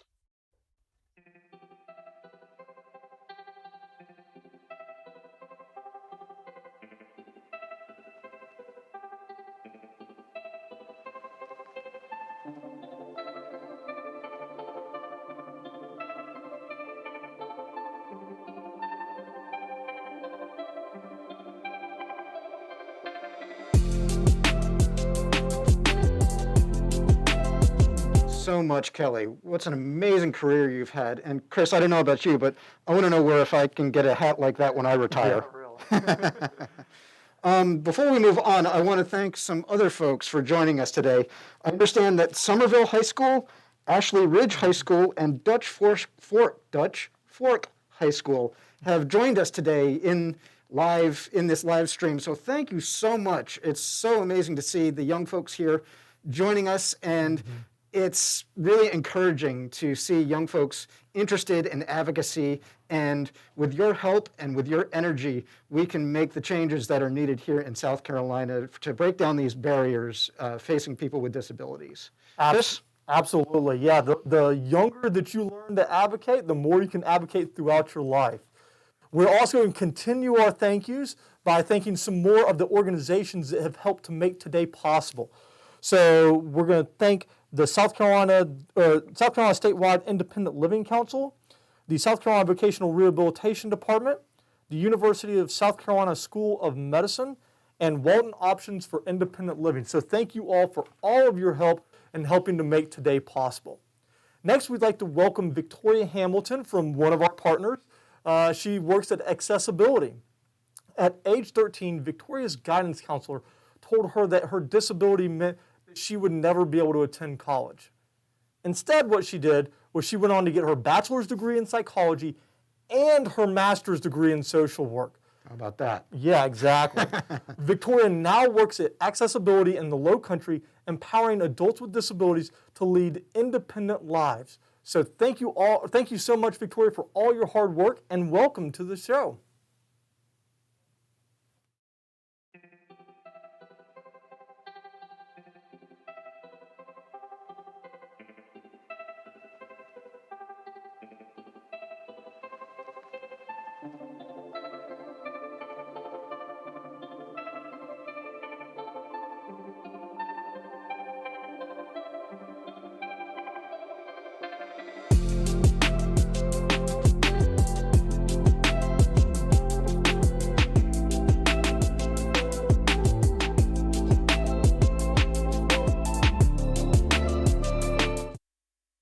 Hi, I'm Victoria Hamilton, and I'm here to talk to you today about the lack of public access throughout the state of South Carolina. I know this firsthand because I was diagnosed with mild cerebral palsy at age 3 years old. I see every day youth throughout our state have to go through break down the same barriers I did as a youth and fight for accommodations, lack of public access to schools, community buildings, and parks. They don't know where to turn or who to ask to break down these barriers. I'm a youth transition specialist at Accessibility at Independent Living Center in Charlotte, serving the surrounding areas too. So every day you come to me and ask me where to go. And under the America with Disabilities Act, created in 1990, it's mandated every state organization with employees that more than 50 people has to have an ADA coordinator on staff. But from a recent study, only the state agencies, only 8 state agencies reported they had an ADA coordinator. Only 8 throughout South Carolina, rural and cities alike. Youth and every member with disability don't know where to turn when they have to break down barriers and lack of public access. With the leadership initiative team the youth in our area, 15 to 35-year-olds, we created this comic book, The Advocators, and it's a story of everyday youth with disabilities breaking down barriers. So their voice, it's a story for their voice to be heard, and they have study to make their voice heard. And if you want a copy of the Advocators, we are putting our email in the chat below. So please email us if you want a copy. We have accessible formats and Braille, large pen, and Spanish. So please email us and we will be happy to give it to you. And it's a systemic issue all across South Carolina, the lack of ADA coordinators, that we don't know how to fight for and who to go to. So that's why my call to action today is to sign this petition to mandate government master to mandate more ADA coordinators throughout the state of South Carolina. And the link to this petition will be in the chat below. And please sign it because we deserve equal access. Thank you.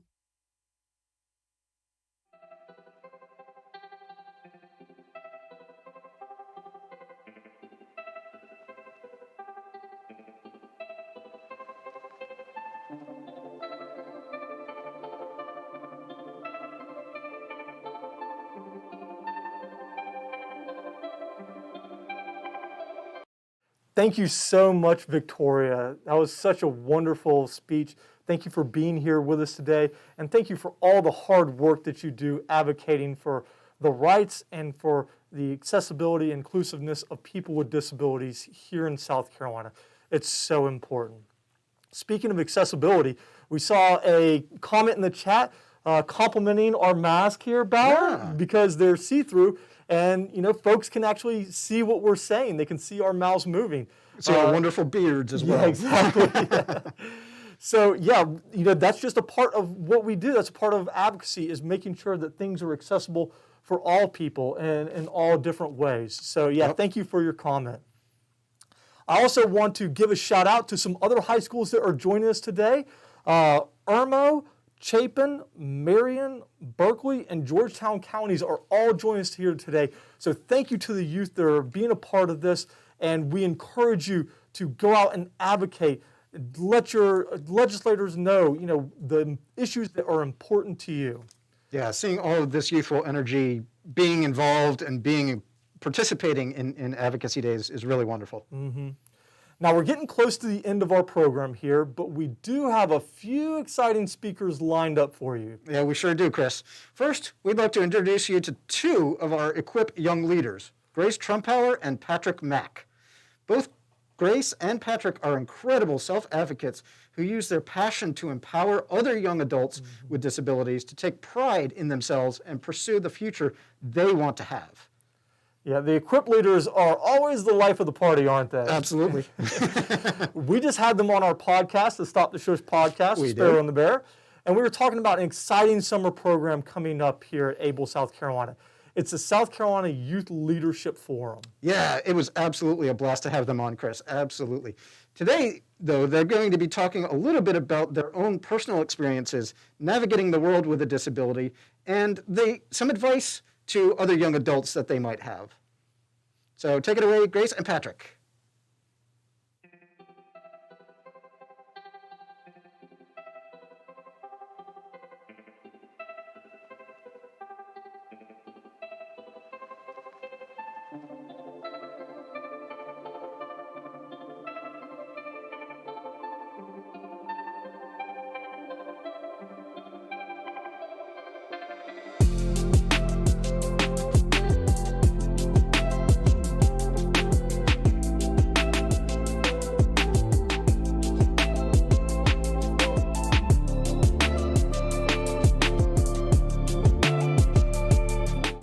Hello, everyone. So we hear the expression self-advocate a great deal. However, what does it truly mean to be a self-advocate?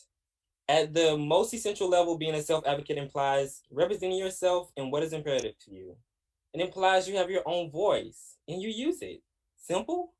Everyone can be a self-advocate. However, for individuals with disabilities, such as myself, and some of those tuning in, turning into a self-advocate is much more significant.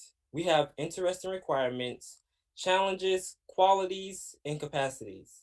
Self-advocates make some noise about those challenges to drive positive change in our day-to-day routines and the existence of others with disabilities. There are four types of self-advocacy I want you all to remember. Self-advocates represent themselves. Being a self-advocate at its most fundamental level implies that you represent yourself. You don't allow others to represent you for your benefit except if you ask them to. Self-advocates represent others, not just not just themselves, but they represent others as well. They represent other people who are not currently able to support themselves. Self advocates know their privileges. In regards to supporting yourself as well as other people as a self advocate, you should know your privileges under the law so you can stand up and defend yourself. Self advocates control their own lives. Being a self advocate implies you control your life. That doesn't mean you ought not request help when required, but self advocates comprehend that requesting help when required is an individual decision, and it is essential for assuming responsibility for your own life. Yet, what does self support really resemble? How might you incorporate your self promotion abilities? Before I was able to start advocating for myself, I had to have some acceptance in my disability and educated myself on what my needs are. For many of us, growing up with a disability can feel isolating, othering, scary, to say the least. However, the longer you wait and self-deprecate, the more you won't get what your wants and needs are. It will open the door for your teachers and parents to assign things they think is helpful, which is which isn't always beneficial. I recall a time in middle school when one of my accommodations were to have my words in large print at all times. Well, my resource teacher assumed if she used bigger paper, I would be able to see it clearly. The only problem was that the more I asked for help, the bigger pieces of paper she would use and the smaller the words would get. It wasn't until I informed her that her method wasn't helpful and that I just needed the font to increase and not the size of the paper. Of course, I had assistive technology such as my iPad applications on my phone, my dome magnifier, Ruby magnifier, but I was really nervous to use it in class. It wasn't until one of my good friends at the time encouraged me to take advantage of my resources so that my grades would improve and I could actually follow along with my classmates. Upon the use of it, everyone thought my gadgets were really cool, which led to me educating them about my disability and my needs. Later, that sparked this brilliant idea for them to assist in advocating with me to me advocating without any help. Developing this skill of self advocacy led to academic success, help that was positively impactful in creating anti ableist spaces so that people like me wouldn't be limited by the negative perception society has about us. So now I am comfortable saying, hi, my name is Patrick Mack, and I am a person with a visual disability. I was born with myopia and later diagnosed with retinitis pigmentosa. Myopia is a fancy term for being very nearsighted, whereas RP, aka retinitis pigmentosa, is an incurable eye condition that is progressive. So what I saw when I was first diagnosed is not what I see today. It creates a loss in peripheral vision and night blindness. My eyes are sensitive to the light, and I do experience some color deficiency. Thanks for listening and continue to advocate so that our rights can turn into our reality. Thank you.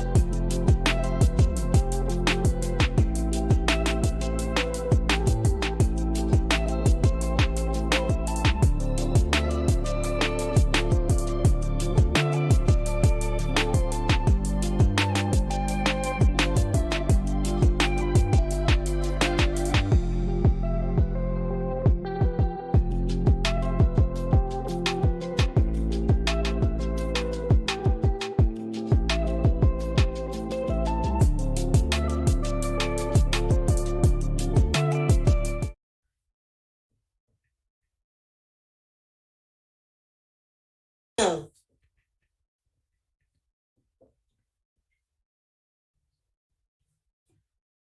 A lot of people think about protesters holding signs or members of ADAPT chaining themselves to buses when they think of disability advocacy. But advocacy is not always so dramatic and glamorous as this. Advocacy is also writing to your legislators, sitting in long meetings, and having to suffer through polite conversations with people who see you as less than human because you have a disability or because you have the wrong kind of disability. It can be hard to live in a world that does not respect people with disabilities. The best thing that you can do for yourself as a young person with a disability is to empower yourself. Empowering yourself means to know your own value and refusing to let anyone take it from you. During COVID, in the beginning of the pandemic, there was a lot of discourse saying that the virus only affected people with pre-existing conditions and disabilities, so people thought that they should not have to do anything. This made me feel like my life did not matter, that no one cared whether I lived or died, and that I was disposable. I was sad and angry. So I wrote a poem about my feelings and sent letters to my high-risk loved ones to remind them that I cared about them, even if other people did not. This was a small thing, but it made us all feel a lot better. Never underestimate the power of small steps in the right direction. People with disabilities living in South Carolina face a lot of issues. We are unemployed, underemployed, and pets of minimum wages. We still do not have marriage equality. We are held to low standards and given subpar educational opportunities. Not to mention the daily microaggressions of infantilization, ignorance, and devaluation of our lives. These are very big, and you may feel like there is nothing you can do about any of them. But the first step is knowing who you are and taking charge of your own life. Choose your own goals and work towards those goals. Do not let anyone try to tell you that you need to live a certain kind of life or that you cannot do certain things.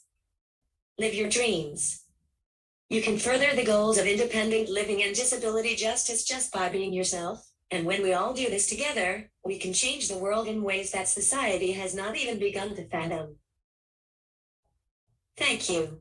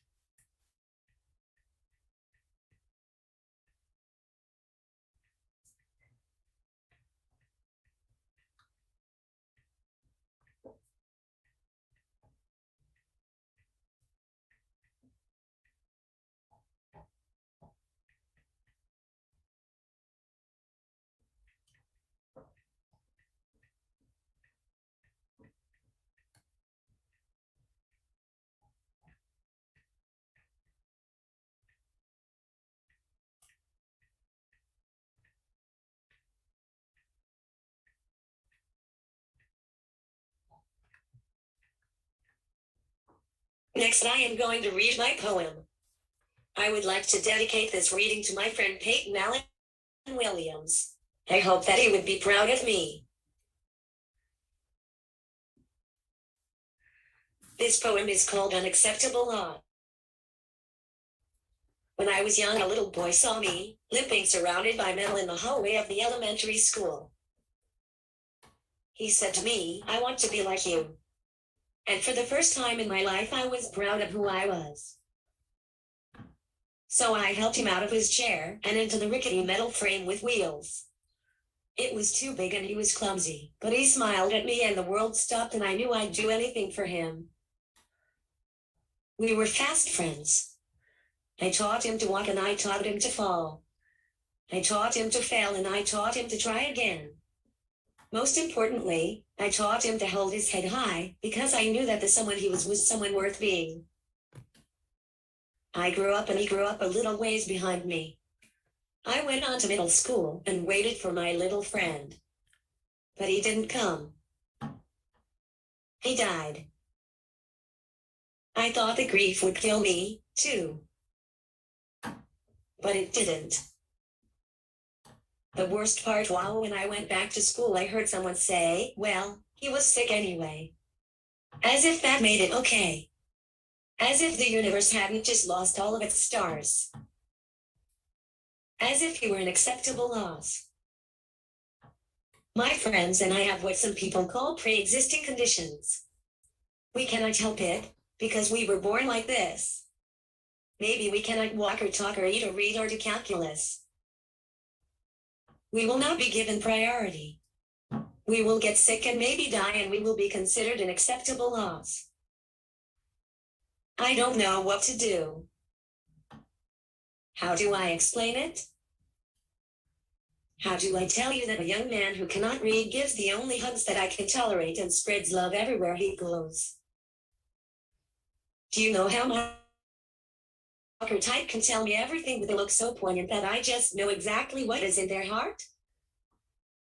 Can you tell me why my very talented friend who cannot hold a paintbrush with paint striking, beautiful art, and who loves me with every ounce of her being doesn't deserve the very best of care? Like she gives to everyone she meets.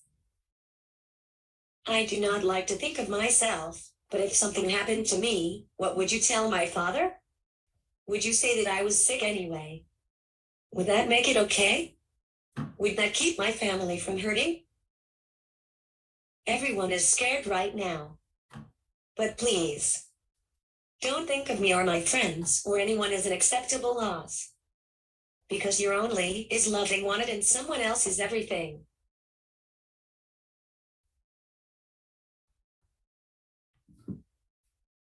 Thank you.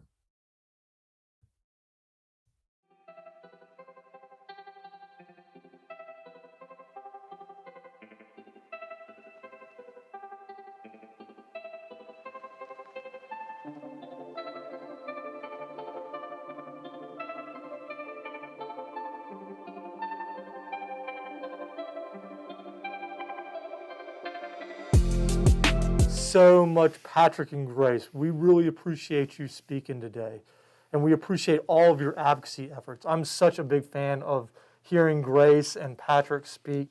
They always have such a wonderful message. Absolutely. Absolutely.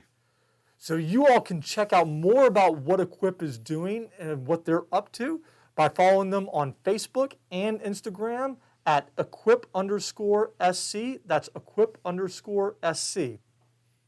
Now, our last speaker, and Chris, I can't believe this is our last speaker of the day. Advocacy Day is almost over. I know. But that doesn't mean your advocating should stop. No. So, but getting back to our last speaker of the day, they are an amazing advocate, student, and emerging national disability rights activist, Hari Srinivasan.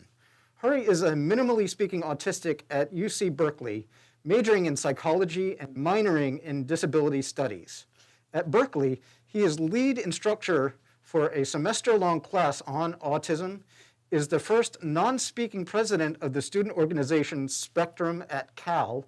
He writes for the Disability Californian and is an RA at the University Psychology Labs, as well as the UC Berkeley Disability Lab. Hari hopes to go on to grad school and pursue research that relates to the autism and disability space. He loves creative writing, with some of his poems and other work winning awards, including a national award at Carnegie Hall. That's amazing. Yeah, it really is. Hari is passionate about disability advocacy and is a board member of the Autistic Self-Advocacy Network, and he was recently featured on President Obama's Instagram campaign on the 30th anniversary of the Americans with Disabilities Act. Welcome, Hari.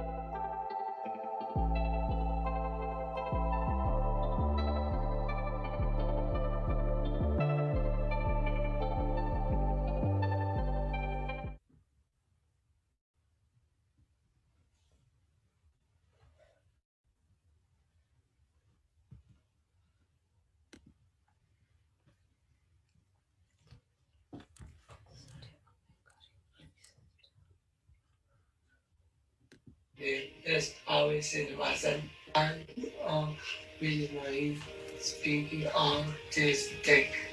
All students at UC booking major in psychology and in disability studies. I'm going to continue with my task to speak was loud, otherwise we may be here all day listening to my delightful voice. LOL. On this International Day of Disabled Persons, I want to talk to you about inclusion and belonging for people with disabilities. Acceptance and inclusion of disabled people into all walks of society is no doubt an important first step. But what we need goes beyond inclusion. Inclusion means just existing in the same space as non-disabled people.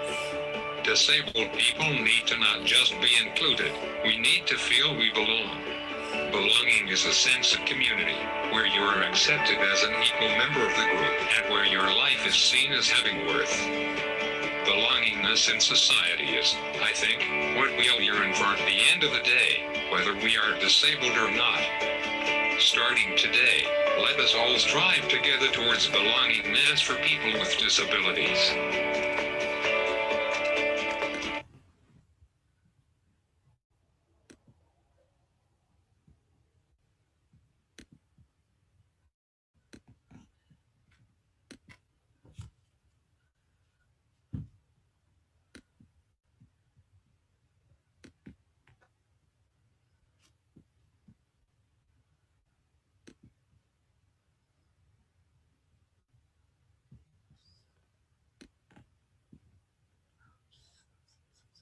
Disability justice is not oppression. That is, it's not about who has it the worst.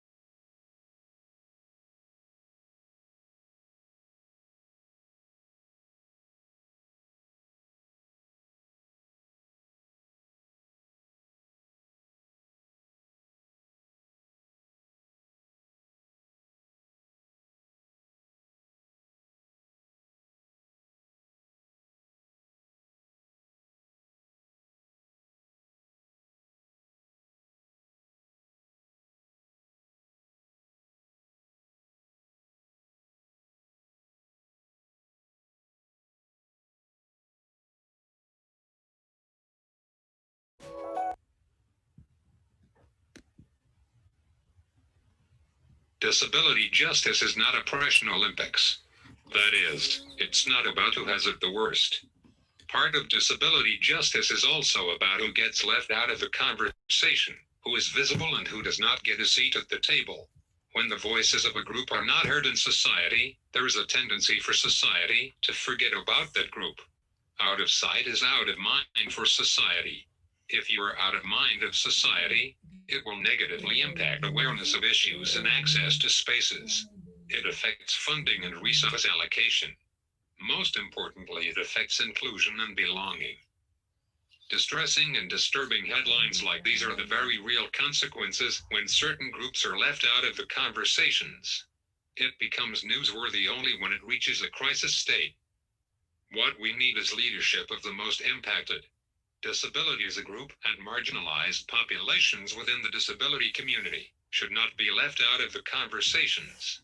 For instance, while I am so thrilled at the growing awareness and the start of DEI programs for autistics in the workplace, I find that none of these programs talk about non-speakers at all.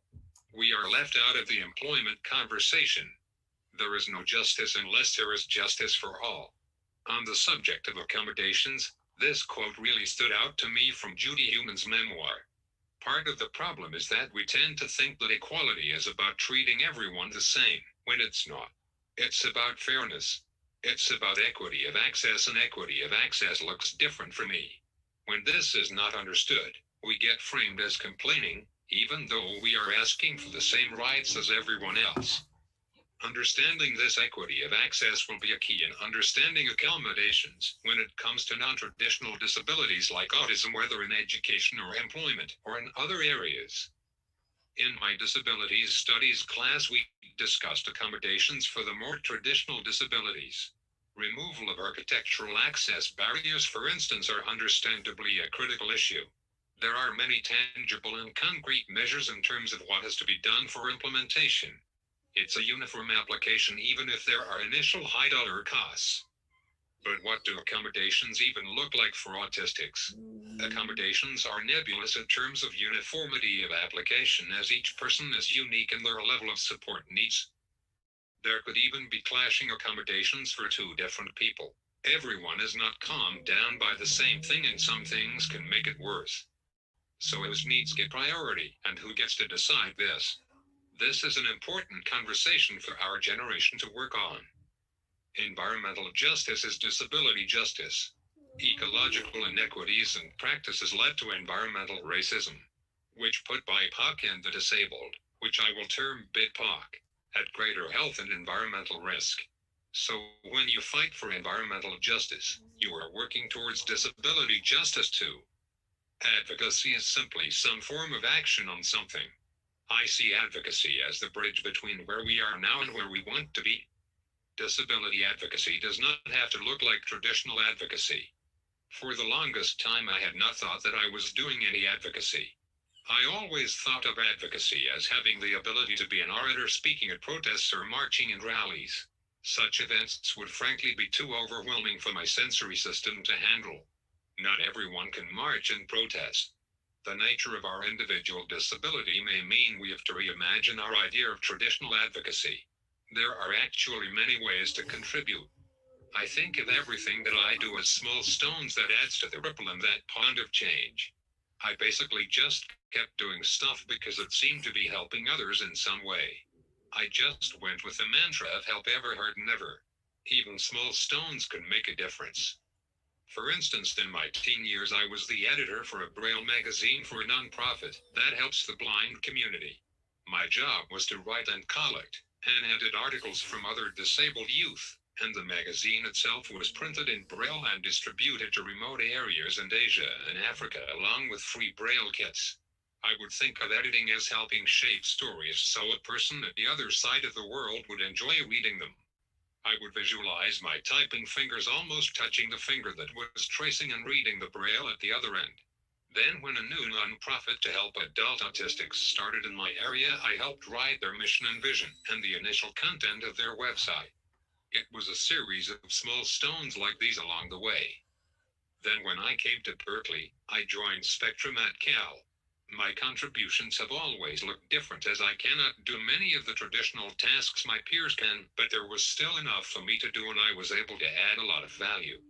I'm not good at making posters or sitting at a student booth in a crowded plaza, but I was good with things like ideas, direction, vision, and content. And this year I found myself as the first non-speaking president of Spectrum at Cal this year. What I'm most proud of this year is that despite remote instruction, Spectrum has increased its outreach, collaborations with external and campus orgs, and started a new peer-to-peer volunteering program. We were already at Acceptance Week 2 years ago, and this year, we renamed it to Belonging Week, which I am personally thrilled about, as I am very passionate about the belonging idea. Similarly, when I started teaching a class on autism, as a student instructor, I basically took charge of the content to make it more reflective of the beauty and complexity of the autistic experience that spans the lifetime and intersects with many areas. Again, when I joined the Daily Californian as a student journalist, I wrote my first column on autism because there was a lot to be said. I did not expect that my column would take off as it did.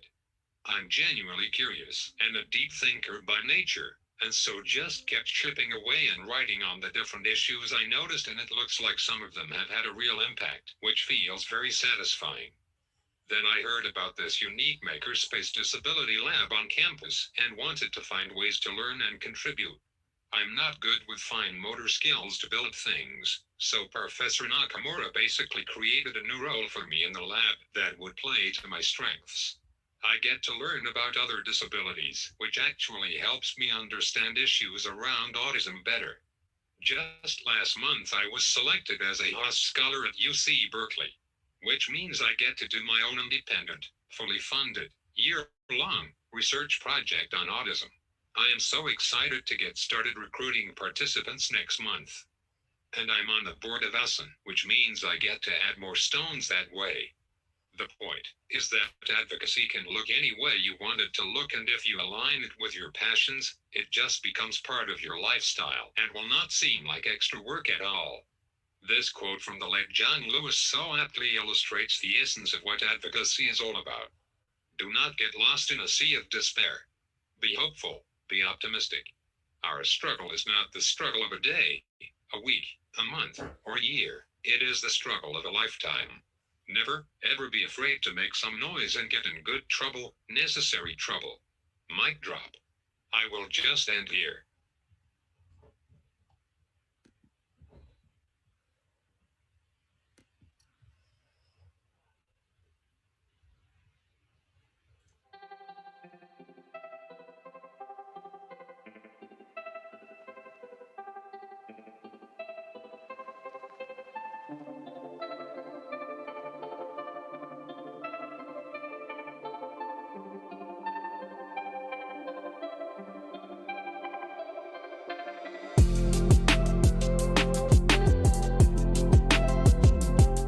Thank you so much, Hurry. That was a fantastic presentation. And I really loved the point that you made about advocating can look different for different people. It's not always going to look the same for everyone, but it can still have such a huge impact. And I love the John Lewis quote that you highlighted there at the end, get in some good trouble. That's always been one of my favorite quotes. And it looks like, Bear, that officially concludes our speakers for the day. I am sad to see Advocacy Day end, Chris, but what a great bunch of speakers we've had. It's such an empowering and just what a great day this has been. Yeah, they really are. And although our program is wrapping up, we want today to be the start of your advocacy journey rather than the end of your advocacy journey. So think of today as like a crash course. You got to hear some leading advocates and experts on disability rights in South Carolina, and now you can take that information and that knowledge out into the world and push for change. That's exactly right, Chris. You can always refer back to our Advocacy Day guide, which was emailed out to all of you and mailed to some of you, to refresh your memory on what was discussed and find all of the ways to continue to get involved. So look for that in the mail, either your email or the snail mail. Yeah. Yes, make sure to take action. If you haven't already, get connected with your legislators and we know, it can be intimidating sometimes, but there's no better time to reach out than now. Absolutely. Strike while the iron is hot, as they say, right? Absolutely. So all of that information is also in your advocacy guide, which we have linked in the comments section, and you can find on our website, which is www.able-sc.org. Yeah, and make sure to stay connected with us. Comment and tell us what your favorite part of the event was, and make sure to follow us on social media so that you can continue to stay up to date on all things disability rights and advocacy in South Carolina. That's right. Thank you, friends, and thank you for being here today. Tell us in the chat what was the best part for you. We want to thank you so much for being engaged in the chat. All of those messages that came in, we really appreciate them.